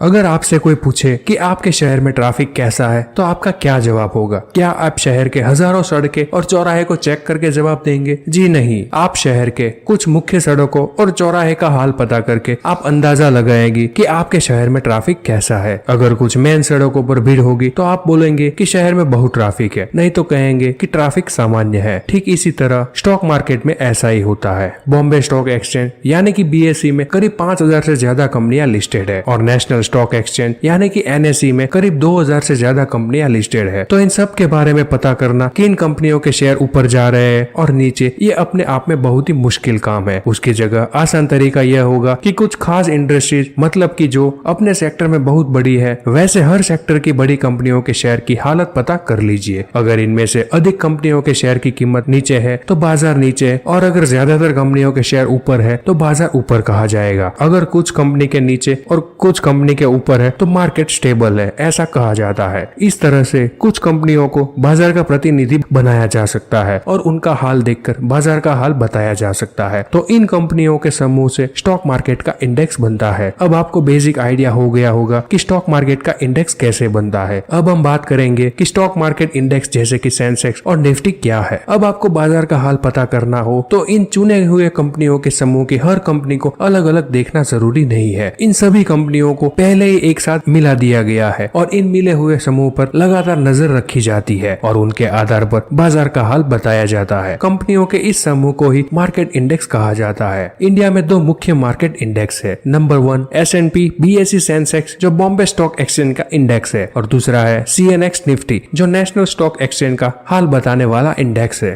S&P यानी स्टैंडर्ड एंड पुअर्स अंतरराष्ट्रीय क्रेडिट रेटिंग एजेंसी है। S&P इंडेक्स बनाने की स्पेशल एजेंसी है और उन्होंने BSE को लाइसेंस दिया है, इसलिए इस इंडेक्स में S&P का नाम जुड़ा हुआ है। सेंसेक्स में 30 कंपनियों के शेयर के मूल्यों के आधार पर कैलकुलेशन की जाती है। यह कंपनियां मार्केट साइज के हिसाब से बहुत बड़ी और आर्थिक रूप से मजबूत होती है। इन कंपनियों की शेयर बाजार की स्थिति से सेंसेक्स इंडेक्स घटता है या बढ़ता है, इसका पता लगाया जाता है। इनमें टॉप 30 कंपनियों को चुना गया है जिसे सेंसेक्स के नाम से जाना जाता है। CNX निफ्टी में नेशनल स्टॉक एक्सचेंज के सबसे बड़े और सबसे ज्यादा ट्रेड होने वाले शेयर को शामिल किया जाता है। इस इंडेक्स को चलाने की जिम्मेदारी IISL यानी India index service and products limited की है। ये NSE और क्रिजिल का जॉइंट वेंचर है। CNX का मतलब होता है क्रिजिल और NSE। नेशनल स्टॉक एक्सचेंज में 2000 से ज्यादा कंपनियां हैं, लेकिन इस इंडेक्स में टॉप 50 कंपनियों को ही लिस्टेड किया गया है। यह इंडेक्स का ऊपर नीचे होना हमें बताता है बाजार से जुड़ी उम्मीदें किधर जा रही है। मतलब कि बाजार से जुड़े लोग मानते हैं कि भविष्य अच्छा है तो इंडेक्स ऊपर जाता है, और जब ये लोग मानते मानते हैं कि आने वाला समय खराब है तो ये इंडेक्स नीचे हो जाता है। अब हम इन इंडेक्स के उपयोग के बारे में बात करेंगे। पहला उपयोग है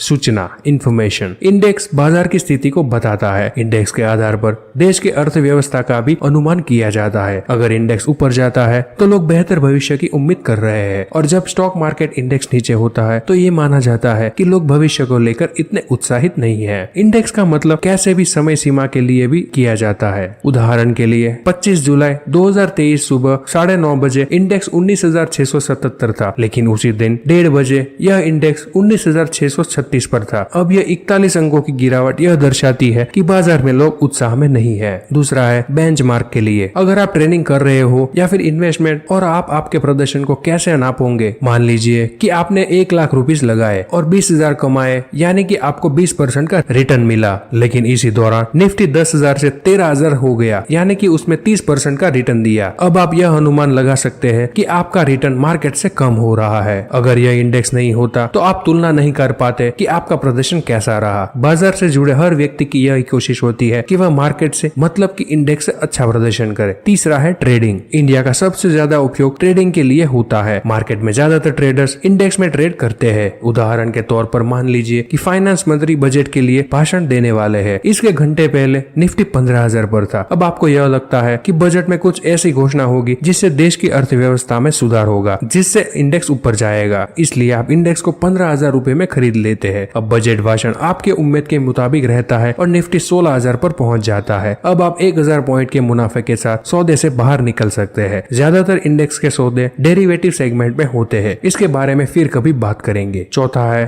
पोर्टफोलियो हेजिंग। निवेशक आमतौर पर शेयरों का एक पोर्टफोलियो बनाते हैं जिसमें 10 से 12 कंपनियां रहती है और उसे वो लंबे समय तक के लिए खरीदा गया है। लेकिन कभी कभी बाजार में ऐसी हालत हो जाती है जैसा कि साल 2020 में कोरोना की वजह से बाजार खराब रहने की आशंका रहती है। ऐसे में अपने पोर्टफोलियो को कम होने से बचाने के लिए हेजिंग करनी पड़ती है और इसके लिए इंडेक्स का उपयोग किया जाता है। इस पर भी हम किसी और वीडियो में बात करेंगे। अब हम जानते हैं कि इंडेक्स आखिर बनता कैसे है, उसकी गणना कैसे होती है। यह एक ट्रेडर के लिए काफी महत्वपूर्ण है। जैसे कि हम मानते हैं कि इंडेक्स कई सेक्टर की कई अच्छी कंपनियों को मिलाकर बनता है और यह इंडेक्स पूरी अर्थव्यवस्था को प्रतिनिधित्व करता है। कंपनियों को इंडेक्स में रजिस्टर करने के लिए उसकी कुछ खासियतें देखी जाती है। जब तक उसमें वह खासियत बनी रहती है तब तक स्टॉक इंडेक्स में बना रहता है, लेकिन अगर उनमें वो खासियत कम हो गई या फिर किसी कंपनी क्यों उनसे ज्यादा हो गई तो फिर दूसरा स्टॉक उसकी जगह ले लेगा। इंडेक्स बनाने के लिए ऐसे स्टॉक की एक लिस्ट बनाई जाती है जो ये सभी खासियतें पूरी करती है। इसके बाद उस स्टॉक का एक वेटेज तय किया जाता है। यह वेटेज का मतलब होता है कि उस स्टॉक को दूसरे स्टॉक के मुकाबले कितना महत्व है। अभी रिलायंस का वेटेज 10.21% है। इसका मतलब यह होता है कि निफ्टी के बढ़ने या गिरने में 10.21% की भूमिका रिलायंस की होती है। अब आपके मन में यह सवाल आता होगा कि आखिर यह वेटेज तय कैसे किया जाता है। वैसे तो इसके कई तरीके होते हैं, लेकिन भारतीय बाजार यानी एक्सचेंज जिस तरीके का इस्तेमाल करते हैं उसे फ्री फ्लोट मार्केट कैपिटलाइजेशन कहा जाता है। मतलब कि जिसका जितना बड़ा मार्केट कैपिटलाइजेशन होगा उसका उतना ज्यादा इंडेक्स में वजन रहेगा। मार्केट कैपिटलाइजेशन को निकालने के लिए शेयर बाजार में मौजूद उस कंपनी के शेयरों की संख्या को उसकी कीमत से गुणा कर दिया जाता है। अगर उदाहरण के तौर पर मान लीजिए कि एक कंपनी के 100 शेयर बाजार में है और उसकी कीमत 50 रुपीज है, तो उस शेयर का मार्केट कैपिटलाइजेशन 5,000 होगा। अब आप यह देख पा रहे होंगे कि रिलायंस का वेटेज सबसे ज्यादा है। इसका मतलब है कि निफ्टी पर सबसे ज्यादा असर रिलायंस शेयर की कीमत बदलाव से ही पड़ता है। जैसे सेंसेक्स और निफ्टी पूरे बाजार की दिशा बताते हैं, वैसे ही अलग अलग इंडस्ट्री का हाल बताने के लिए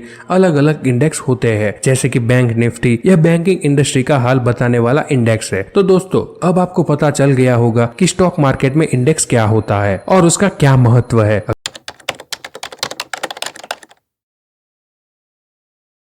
ट्रेडिंग यह शब्द ज्यादातर स्टॉक मार्केट में नए लोगों को परेशान करता है। आज कई स्मॉल रिटेलर्स स्टॉक मार्केट में हैं जो ट्रेडिंग और इन्वेस्टमेंट में अंतर नहीं समझ पाते हैं। ट्रेडिंग को आसान शब्दों में समझे तो हिंदी में इसे व्यापार कहा जाता है, यानी कि किसी वस्तु या सेवा का आदान प्रदान करके मुनाफा कमाना। ट्रेडिंग का मतलब बाय एंड सेल होता है, जिसे हम खरीदना और बेचना भी कहते हैं। किसी भी चीज को खरीदकर उसे मुनाफे में बेचना उसे ट्रेडिंग कहा जाता है। आप स्टॉक मार्केट में भी ट्रेडिंग कर सकते हैं। स्टॉक मार्केट में शेयर को खरीद या बेचकर पैसे कमा सकते हैं।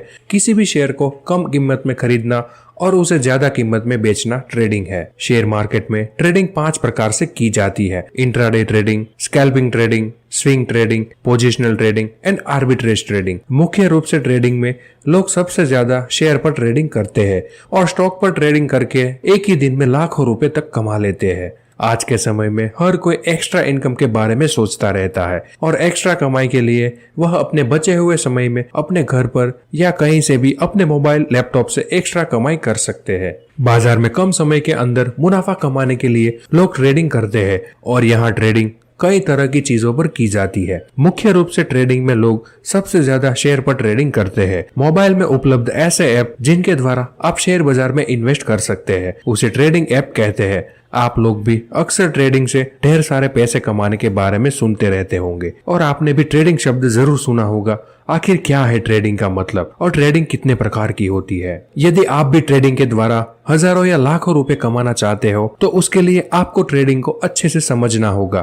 तो आइए जानते हैं ट्रेडिंग क्या है और ट्रेडिंग कितने प्रकार की होती है। यदि आसान से शब्दों में ट्रेडिंग को समझे तो इसका मतलब व्यापार होता है, मतलब making a profit by exchanging goods और सर्विसेज। किसी भी वस्तु या सेवा का आदान प्रदान करके मुनाफा कमाना। ठीक वैसे ही स्टॉक मार्केट में किसी भी वस्तु की नहीं बल्कि कंपनियों के शेयर की खरीद और बिक्री करके मुनाफा कमाया जाता है। यानी ट्रेडिंग में हम शेयर मार्केट में शेयर को खरीदने और बेचने का काम करते हैं। यहाँ हम शेयर को स्टॉक एक्सचेंज से कम प्राइस में खरीदते हैं और फिर उस शेयर की प्राइस बढ़ने पर हम उसे बेच देते हैं। ट्रेडिंग शेयर मार्केट में सबसे ज्यादा की जाती है। लोग हर रोज शेयर पर ट्रेडिंग करके हजारों और लाखों रुपए कमा लेते हैं। ट्रेडिंग की समय अवधि 1 साल की होती है। मतलब यह हुआ कि 1 साल के अंदर शेयर को खरीदना और बेचना है। यदि आप 1 साल के बाद शेयर को बेचते हैं तो यह निवेश कहलाता है। ट्रेडिंग को काफी रिस्की कहा जाता है। इसमें यह कोई नहीं जानता कि कुछ समय बाद शेयर के भाव में क्या मूवमेंट आएगा,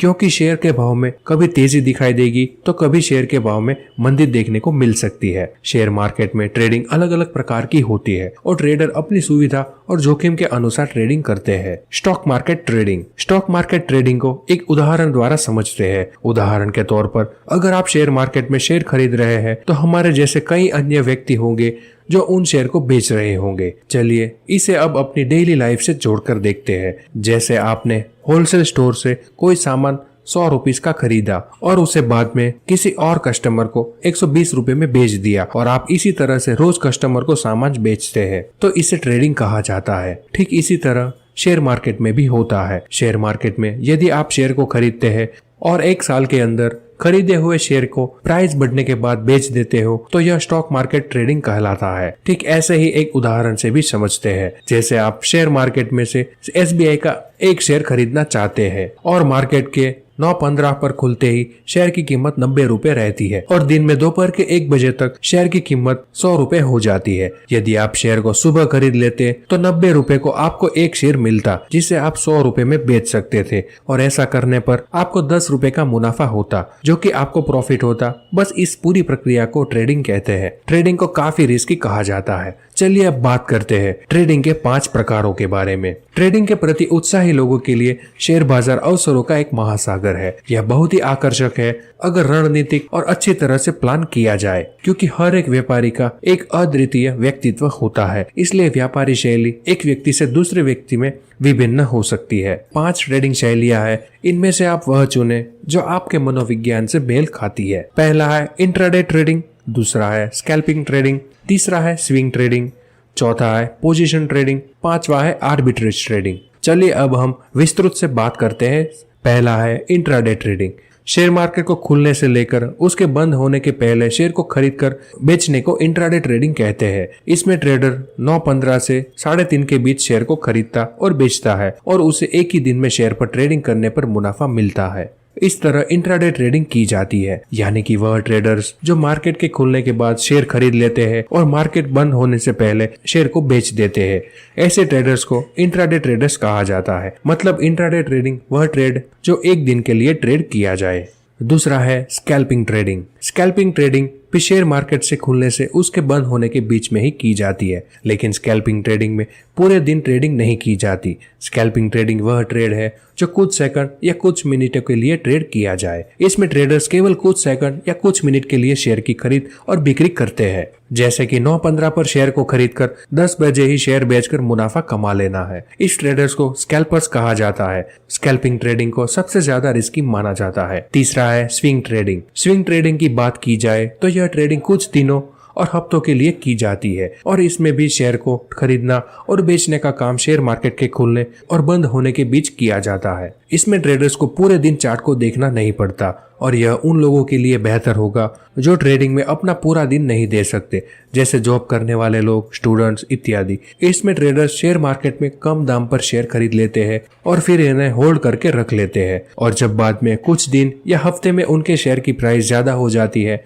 तो वह उन्हें बेचकर मुनाफा कमा लेते हैं। मतलब इनमें ट्रेडर्स 1-2 हफ्ते के लिए शेयर को खरीदने के बाद बेच देते हैं। चौथा है पोजिशनल ट्रेडिंग। पोजिशनल ट्रेडिंग बाकी सभी ट्रेडिंग से कम रिस्की होता है। पोजिशनल ट्रेडिंग वह ट्रेड जो कुछ महीने के लिए होल्ड किए जाते हैं। यह ट्रेडिंग लॉन्ग टर्म है। पोजिशनल ट्रेडिंग में शेयर को लंबे समय तक होल्ड किया जा सकता है। इसके अंदर किसी भी शेयर को कुछ महीनों से लेकर 1 साल तक खरीद कर रखा जाता है और फिर उस शेयर को बेचकर प्रॉफिट कमाया जाता है। शेयर बाजार के रोजाना के अप डाउन का इन पर ज्यादा असर नहीं होता है। पांचवा है आर्बिट्रेज ट्रेडिंग। इस प्रकार के आर्बिट्रेज ट्रेडिंग में 2 अलग अलग एक्सचेंजों में मूल्यों के अंतर की मदद से प्रॉफिट बनाया जाता है। वैसे भारतीय शेयर बाजार में मान्यता प्राप्त कुल 23 स्टॉक एक्सचेंज शामिल है, जिनमें से मुख्य 2 स्टॉक एक्सचेंज BSE और NSE में सबसे ज्यादा आर्बिट्रेज ट्रेडिंग होती है। वैसे कुछ कंपनियों के स्टॉक सिर्फ एक ही एक्सचेंज में लिस्टेड होते हैं, जिनमें केवल उन्हीं एक्सचेंज के जरिए आर्बिट्रेज ट्रेडिंग की जाती है। ज्यादातर कंपनियों के स्टॉक दोनों एक्सचेंजों में सूचीबद्ध होते हैं। उनमें से ज्यादा मूवमेंट वाले शेयरों में किसी एक एक्सचेंज में खरीदकर दूसरे एक्सचेंज में कुछ भाव के डिफरेंस में बेच दिया जाता है।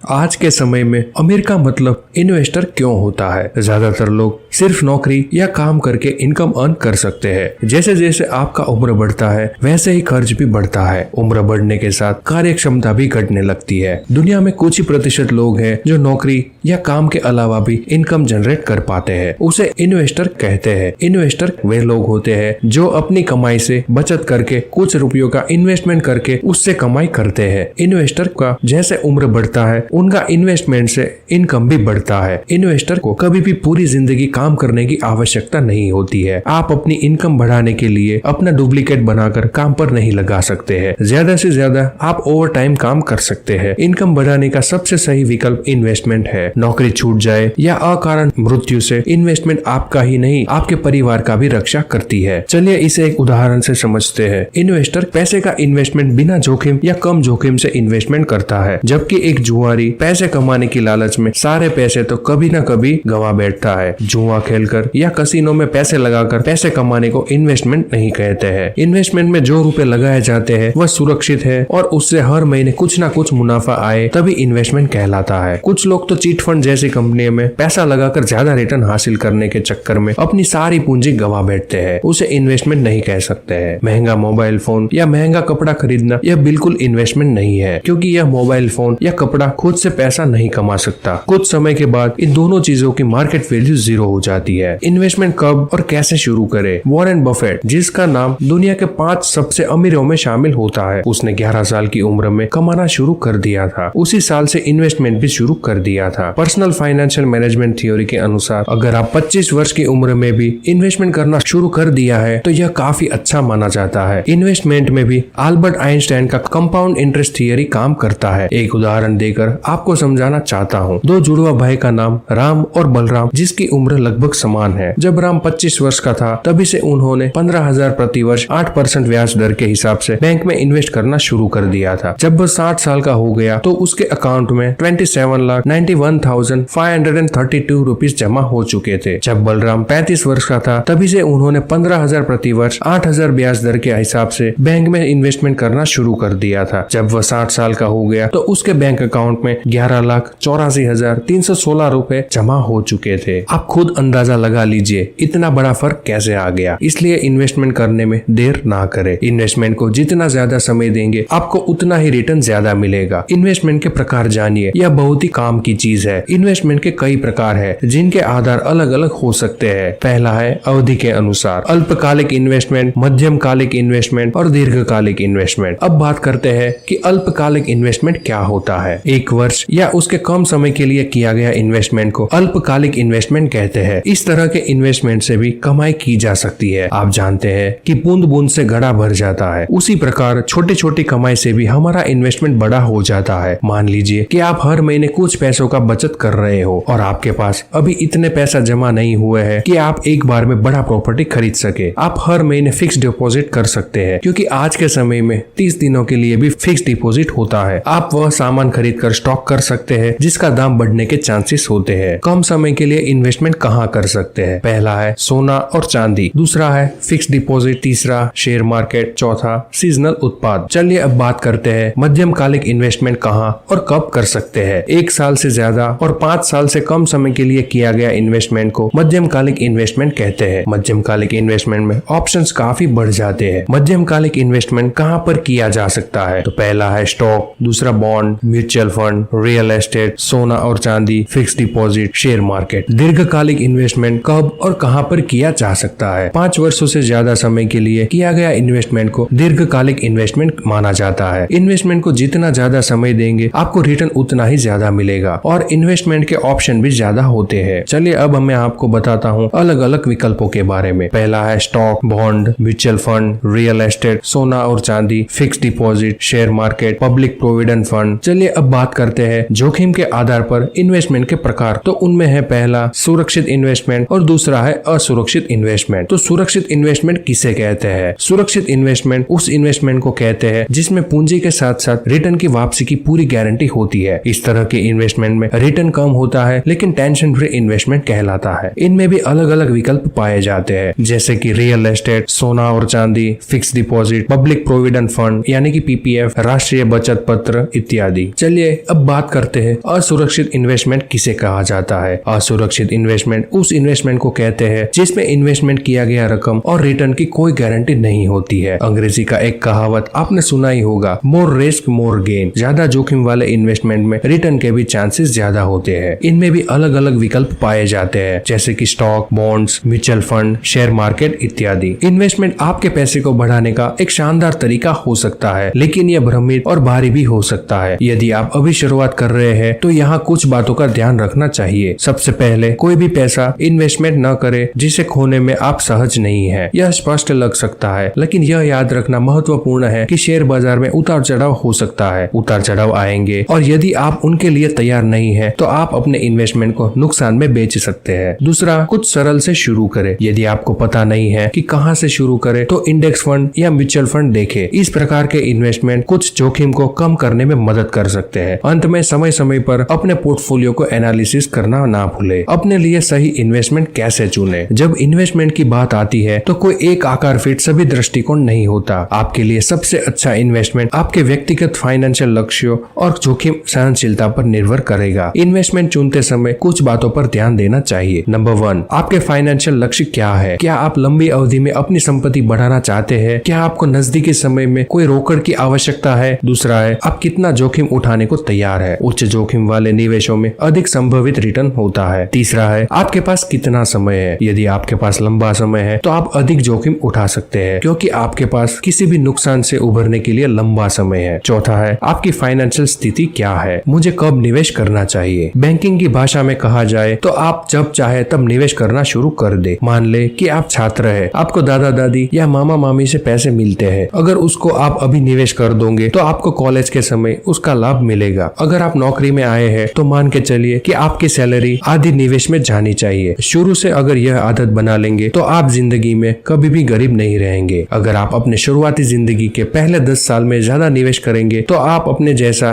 एक कमाऊ क्लोन बना लेंगे। उसके बाद आपकी हमेशा इनकम ज्यादा होगी। इन्वेस्टमेंट करने का सबसे अच्छा समय अभी है, इसलिए आपको जल्द से जल्द इन्वेस्टमेंट स्टार्ट करना चाहिए।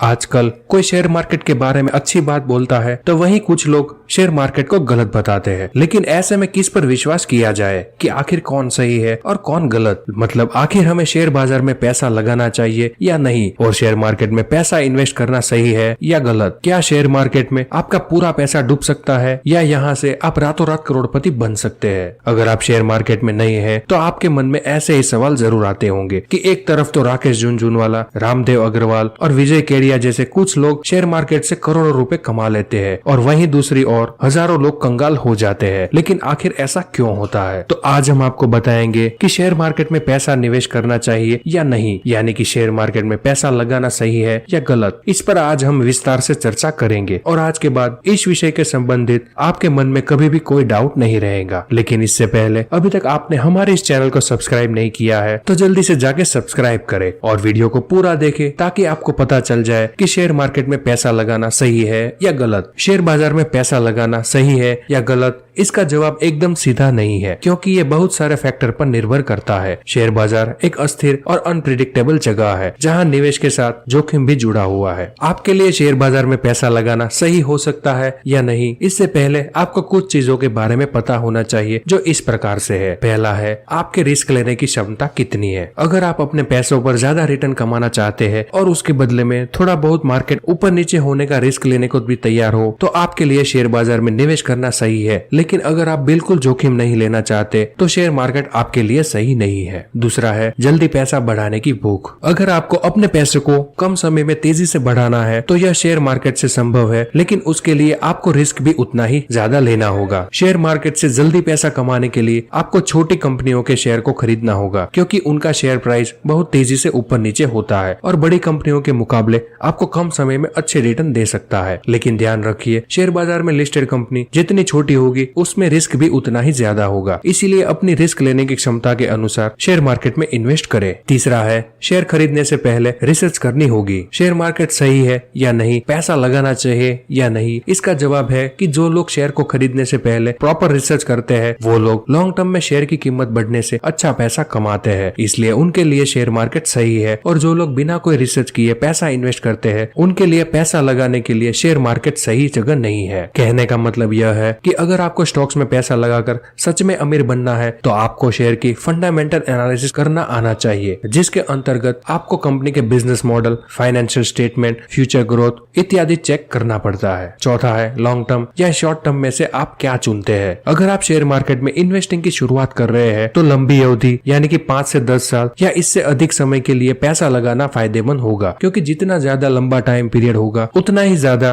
कंपाउंडिंग के जरिए आपका पैसा बढ़ेगा। लेकिन अगर आप छोटे से पीरियड जैसे 1-2 महीने के लिए पैसा लगाना चाहते हैं तो आपको नुकसान होने के चांसेस बहुत ही ज्यादा है। ऐसा इसलिए है क्योंकि शॉर्ट टर्म में शेयर का प्राइस ऊपर नीचे होता रहता है और इसी के कारण शेयर बाजार से हर किसी को डर लगता है। लेकिन अगर आप मेरी माने तो आपको लार्ज कंपनियों में लंबे समय के लिए निवेश करना चाहिए, जो कि एक निवेशकों के लिए सबसे ज्यादा फायदेमंद विकल्प साबित होता है। पांचवा है, शेयर मार्केट में डाइवर्सिफिकेशन करना जरूरी है। डाइवर्सिफिकेशन का मतलब होता है कि एक ही शेयर में पूरा पैसा लगाने के बजाय अलग अलग शेयरों में निवेश करना, ताकि अगर एक कंपनी का शेयर पूरा डूब जाए तो बाकी कंपनियों से आपको प्रॉफिट मिलता रहे। अगर आप शेयर बाजार में नए निवेशक हैं तो आपको कभी भी एक ही कंपनी में अपना पूरा पैसा नहीं लगाना चाहिए, क्योंकि उस कंपनी से रिलेटेड कभी भी नेगेटिव न्यूज आ सकती है जिसके कारण आपका पूरा पैसा डूब सकता है और ऐसी कंपनियों को पेनी स्टॉक कहते हैं। इसलिए अलग अलग शेयरों में पैसा डाइवर्सिफाई करने की कोशिश करें। उदाहरण के लिए, अगर आपके पोर्टफोलियो में 10 कंपनियों के शेयर है तो वह सभी शेयर एक ही सेक्टर के होने के बजाय उन्हें वेरिएशन होना चाहिए और कंपनी के मार्केट कैप के अनुसार लार्ज कैप, मिड कैप और स्मॉल कैप तीनों का कॉम्बिनेशन होना चाहिए। तभी आपको लॉन्ग टर्म में आपके पैसों पर जबरदस्त रिटर्न मिल सकते हैं। छठा है, शेयर मार्केट से रिटर्न की उम्मीद। बहुत सारे लोग शेयर मार्केट से अनएक्सपेक्टेड यानी बहुत ज्यादा रिटर्न की उम्मीद रखते हैं, क्योंकि उन्हें लगता है कि शेयर बाजारी वह जगह है जहां से उनका पैसा डबल हो सकता है। लेकिन वह भूल जाते हैं कि इसमें रिस्क भी उतना ही है। आपको देखना चाहिए कि पैसा डबल करने का मतलब होता है कि आपके निवेश पर 100% रिटर्न मिलना, जबकि अगर सच्चाई देखे तो आपको एफडी में आपको सालाना 6 से 7% का वार्षिक रिटर्न मिलता है। तो फिर आप शेयर बाजार से इतना ज्यादा रिटर्न की उम्मीद क्यों रखते हैं। हाँ, लेकिन अगर आप शेयर मार्केट से रियलिस्टिक रिटर्न जैसे 12 से 15% की उम्मीद रखते हैं तो शेयर बाजार आपके लिए बहुत अच्छा ऑप्शन है और आप बिना किसी रिस्क के शेयर मार्केट में पैसा लगा सकते हैं। ऐसा मैं इसलिए बोल रहा हूँ क्योंकि आप भारतीय शेयर मार्केट के निफ्टी 50 इंडेक्स के पिछले 20 सालों का एवरेज सालाना रिटर्न देखें तो वह 15% के आसपास ही है, जो कि बैंक या एफडी का 2 गुना है। मतलब अगर आपको शेयर बाजार की बिल्कुल भी नॉलेज नहीं है तो भी आप अपना पैसा सिर्फ निफ्टी 50 इंडेक्स फंड या निफ्टी ETF में लगा दीजिए। लंबी अवधि में आप पाएंगे कि आपका पैसा कंपाउंड होकर बहुत बढ़ चुका है। यहाँ पर कंपाउंडिंग का मतलब है कि आपके ब्याज पर भी आपको ब्याज मिलता है। यानी कि मान लो आपको इस साल आपके निवेश पर 15% ब्याज मिला तो अगले साल आपको जो ब्याज मिलेगा वह इस बढ़े हुए पैसों पर भी मिलेगा, ना कि आज लगाए हुए पैसों पर। इस प्रकार कंपाउंड होते होते 10 से 20 साल बाद आपके निवेश किए गए पैसों की वैल्यू बहुत ज्यादा बढ़ चुकी होती है और इसी तरह लोग धीरे धीरे छोटा पैसा लगाकर शेयर मार्केट से लॉन्ग टर्म में करोड़पति भी बन जाते हैं। सातवां है ट्रेडिंग करना चाहिए या इन्वेस्टिंग। आपको बता दे कि शेयर मार्केट में अगर आप पैसा लगाते हैं तो यहाँ पर 2 चीजें होती है, इन्वेस्टिंग और ट्रेडिंग। जो पैसा आप स्टॉक्स या कंपनियों में लगाते हैं उसे हम इन्वेस्टिंग कहते हैं, जबकि अगर आप तुरंत शेयर को खरीद कर बेच देते हैं तो उसे ट्रेडिंग कहते हैं। इन्वेस्टिंग एक लॉन्ग टर्म गेम है जबकि ट्रेडिंग एक शॉर्ट टर्म गेम है। शेयर बाजार में लोग इन्वेस्टिंग और ट्रेडिंग दोनों के द्वारा ही पैसा कमाते हैं। इन्वेस्टिंग में रिस्क कम है जबकि ट्रेडिंग में रिस्क बहुत ही ज्यादा है, लेकिन ट्रेडिंग में आपका रिस्क इस पर भी डिपेंड करता है कि आप किस प्रकार की ट्रेडिंग कर रहे हैं, क्योंकि शेयर बाजार में कई तरह की ट्रेडिंग होती है जैसे swing trading, intraday trading, option trading इत्यादि। तो अगर आप स्विंग ट्रेडिंग करते हो तो उसमें थोड़ा रिस्क कम है, लेकिन अगर आप इंट्राडे ट्रेडिंग या ऑप्शन ट्रेडिंग करते हैं तो उसमें रिस्क बहुत ही ज्यादा है, लेकिन रिटर्न भी उतने ही ज्यादा मिलते हैं। देखा जाए तो यह पूरी चीज आपके माइंडसेट और रिस्क टॉलरेंस लेवल पर निर्भर करती है। जिस तरह आपने यहाँ पर ट्रेडिंग के रिस्क को समझा उसी तरह इन्वेस्टिंग में भी थोड़ा बहुत रिस्क होता है। जैसे अगर आप बहुत छोटी कंपनियों में पैसा लगाते हैं या फिर सस्ते शेयर जैसे कि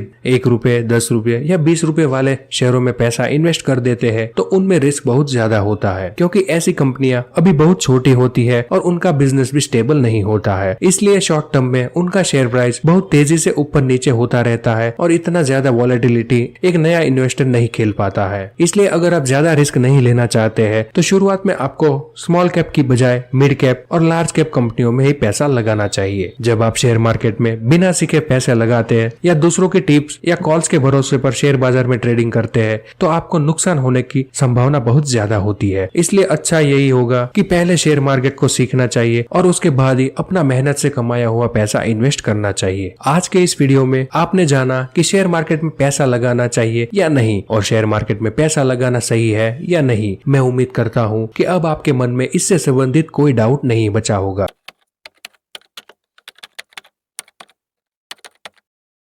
शेयर मार्केट से पैसे कमाने के बहुत सारे तरीके हैं। कुछ लोग शेयर बाजार में ट्रेडिंग करके पैसा कमाते हैं तो कुछ लोग लॉन्ग टर्म इन्वेस्टिंग करके, वहीं कुछ लोग इंट्राडे या फिर ऑप्शन ट्रेडिंग करके भी रोजाना पैसे कमाते हैं। लेकिन शेयर बाजार से पैसे कमाना इतना आसान नहीं है। इसके लिए पहले आपको स्टॉक मार्केट के बेसिक नियमों को फॉलो करना होगा, वरना आप भी बाकी 80% लोगों की तरह शेयर मार्केट में नुकसान ही करेंगे। इसलिए बेहतर होगा कि पहले शेयर मार्केट को सीख ले, उसके बाद ही पैसा इन्वेस्ट करें। आज मैं आपको शेयर मार्केट से पैसे कैसे कमाए जाते हैं इसके बारे में कई तरीके बताने वाला हूं, जिनसे आप कुछ समय देकर शेयर बाजार से रोज पैसे कमा सकते हैं। इस वीडियो में मैं आपको 10 तरीके बताऊंगा जिसका यूज करके आप स्टॉक मार्केट से पैसा कमा सकते हैं। अगर आप भी स्टॉक मार्केट से पैसा कमाना चाहते हैं तो इस वीडियो को पूरा देखें। तो चलिए शुरू करते हैं। पहला है शेयर बाजार में शेयर खरीद कर और बेचकर। शेयर बाजार में अधिकतर निवेशक इसी तरीके से पैसा कमाते हैं, मतलब शेयर को कम दाम पर खरीदना और अधिकतम में बेच देना। शेयर प्राइस में बढ़ोतरी ही आपका प्रॉफिट होता है। हम सभी जानते हैं शेयर मार्केट में कभी गिरावट तो कभी उछाल आती रहती है। शेयर बाजार में गिरावट होती है तो यह कमाई का अच्छा मौका होता है, क्योंकि इस समय फंडामेंटल मजबूत कंपनियों के शेयर भी सस्ती कीमत पर मिलते हैं। अगर आप मार्केट में गिरावट के समय सेंसेक्स या निफ्टी 50 वाली मजबूत कंपनियों में पैसे लगाते हैं तो कुछ समय बाद जब मार्केट रिकवर करेगा तो आपको अच्छा मुनाफा होगा। लेकिन ध्यान रहे, अधिक मुनाफा कमाने कमाने के लिए शेयर को उसकी इंट्रिंसिक वैल्यू से कम कीमत पर ही खरीदे। ऐसा करने से भविष्य में आपके पैसे पर जबरदस्त रिटर्न मिलने की उम्मीद होती है। दूसरा है इंट्राडे ट्रेडिंग करके प्रॉफिट कमाइए। शेयर बाजार से पैसे कमाने के लिए आप इंट्राडे ट्रेडिंग भी कर सकते हैं। इंट्राडे ट्रेडिंग का मतलब होता है सिर्फ उसी दिन खरीदना और बेचना, लेकिन ध्यान रहे इंट्राडे ट्रेडिंग में रिस्क भी ज्यादा होता है, क्योंकि शेयर का प्राइस उसी दिन नहीं बढ़ा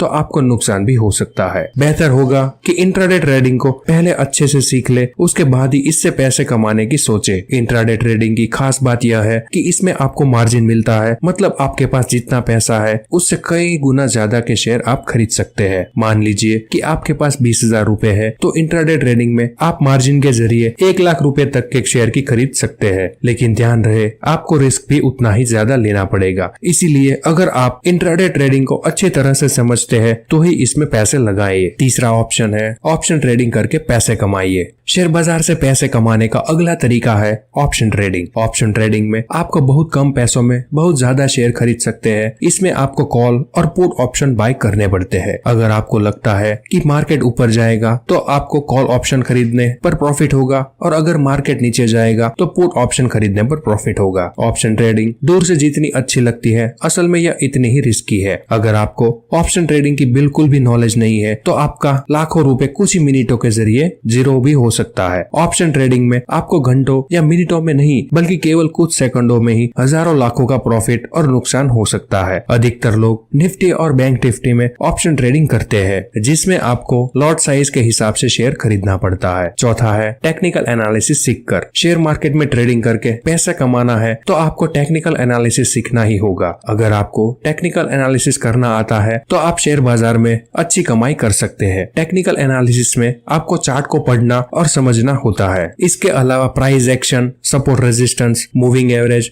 इंडिकेटर, कैंडलस्टिक पैटर्न इत्यादि भी टेक्निकल एनालिसिस के अंदर ही आते हैं। अगर आप शेयर बाजार में चार्ट का अच्छे से एनालिसिस करना सीख जाते हैं तो पैसा बनाने की आपको कोई नहीं रोक सकता। शेयर बाजार में चार्ट को पढ़कर और सीखकर आप कम समय में ज्यादा प्रॉफिट कमा सकते हैं। पांचवा है मार्केट वॉलेटिलिटी के द्वारा पैसे कमाइए। शेयर बाजार में उतार चढ़ाव तो होता ही रहता है, लेकिन कुछ लोग इसी उतार चढ़ाव के द्वारा मोटा पैसे कमाते हैं। जब मार्केट क्रैश होता है तो समझदार निवेशक बड़ा निवेश करके बैठ जाते हैं और मार्केट रिकवर होने पर उन्हें बहुत बड़ा मुनाफा होता है। इसी प्रकार आप भी शेयर बाजार में हो रहे उतार चढ़ाव का फायदा ले सकते हैं। अगर आप एक स्विंग ट्रेडर है तो मार्केट में वॉलेटिलिटी जितनी ज्यादा होगी आपको उतना ही अधिक फायदा होगा। स्विंग ट्रेडिंग करने का मतलब है उस समय शेयर को खरीदना जब उसका प्राइस बहुत ही कम हो चुका हो या फिर वह अपनी इंट्रिंसिक वैल्यू से कम कीमत पर मिल रहा हो। इस तरह मार्केट कंडीशन का फायदा उठाकर आप भी शेयर बाजार से पैसा कमा सकते हैं। इसके लिए आपको केवल अच्छे स्टॉक्स के शेयर प्राइस को ट्रैक करते रहना है। छठा है भविष्य में बढ़ने वाले शेयरों में निवेश करके। आप भविष्य में बढ़ने वाले सेक्टर में पैसा लगाकर शेयर बाजार से अच्छी कमाई कर सकते हैं। उदाहरण के लिए आने वाले समय में इलेक्ट्रिक व्हीकल और रिन्यूएबल एनर्जी की डिमांड बढ़ने वाली है, तो आप टाटा मोटर्स और टाटा पावर जैसी कंपनियों में पैसा लगा सकते हैं, क्योंकि यह कंपनियां भविष्य के लिए काम कर रही है। इसी प्रकार आपको देखते रहना होगा कि भविष्य में कौन से सेक्टर की डिमांड बढ़ने वाली है और उनसे जुड़े हुए स्टॉक्स में आपको पैसा इन्वेस्ट करना है। अगर आप अभी ऐसी कंपनियों में पैसा लगा देते हैं तो भविष्य में आपको मल्टी बैगर रिटर्न मिल सकता है। लेकिन किसी भी कंपनी में पैसा लगाने से पहले उसका फंडामेंटल अच्छे से जरूर चेक करें, क्योंकि अगर कंपनी का मैनेजमेंट ही काबिल नहीं है तो भविष्य में वह कंपनी ग्रो नहीं कर सकती। इसलिए किसी भी शेयर में पैसा लगाने से पहले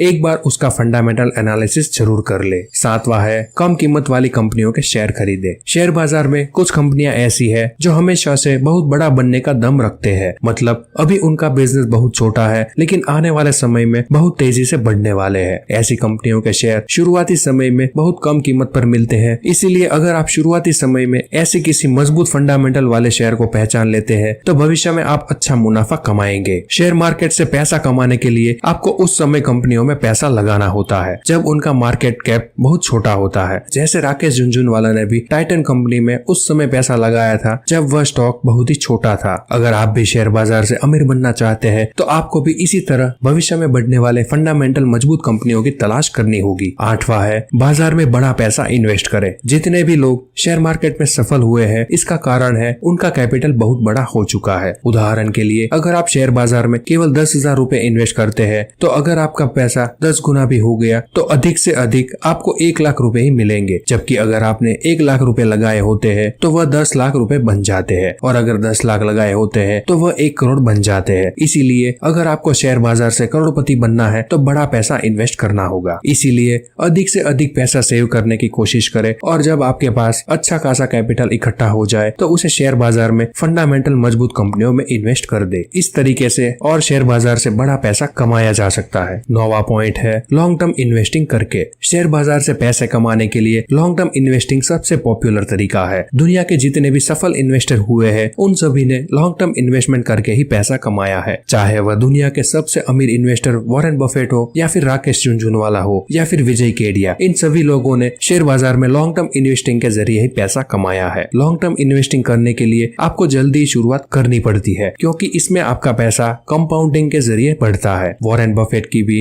80% वेल्थ 50 साल की उम्र के बाद ही बढ़ी थी, जबकि उन्होंने इन्वेस्टिंग की शुरुआत 12 साल की उम्र से ही कर दी थी। इसलिए जितना जल्दी हो सके शेयर बाजार को अधिक से अधिक सीखकर इन्वेस्टिंग की शुरुआत कर दीजिए। 10वां है शेयर मार्केट में SIP के जरिए पैसा कमाइए। शेयर बाजार से पैसे कमाने के लिए SIP सबसे बढ़िया ऑप्शन है। SIP का मतलब होता है सिस्टमैटिक इन्वेस्टमेंट प्लान। इसमें आपको हर हफ्ते या हर महीने थोड़ा थोड़ा इन्वेस्ट करना होता है, जिसका फायदा आपको लॉन्ग टर्म में मिलता है। आप निफ्टी इंडेक्स फंड में भी SIP शुरू कर सकते हैं, या फिर कई सारे अच्छे म्यूचुअल फंड है जिनमें SIP की शुरुआत कर सकते हैं। इसमें आपका रिस्क बिल्कुल ना के बराबर होता है, जबकि रिटर्न बहुत ही अच्छे मिलते हैं। आप चाहे तो किसी एक पर्टिकुलर स्टॉक में भी SIP कर सकते हैं। SIP का सबसे बड़ा फायदा यह है कि इसमें आपका पैसा नियमित रूप से शेयर बाजार में इन्वेस्ट होता है। मतलब जब मार्केट बहुत नीचे होता है तब भी आपका पैसा इन्वेस्ट होता है, और जब मार्केट ऊपर होता है तब भी आपका पैसा इन्वेस्ट होता है। इस प्रकार लॉन्ग टर्म में कंपाउंडिंग के जरिए आपका जबरदस्त रिटर्न मिलता है। अब आपको पता चल गया होगा कि आप स्टॉक मार्केट में किस तरह से पैसे कमा सकते हैं। अगर आपको यह वीडियो पसंद आई है तो हमारे इस YouTube चैनल को सब्सक्राइब करें और वीडियो को लाइक करें और शेयर करना ना भूलें।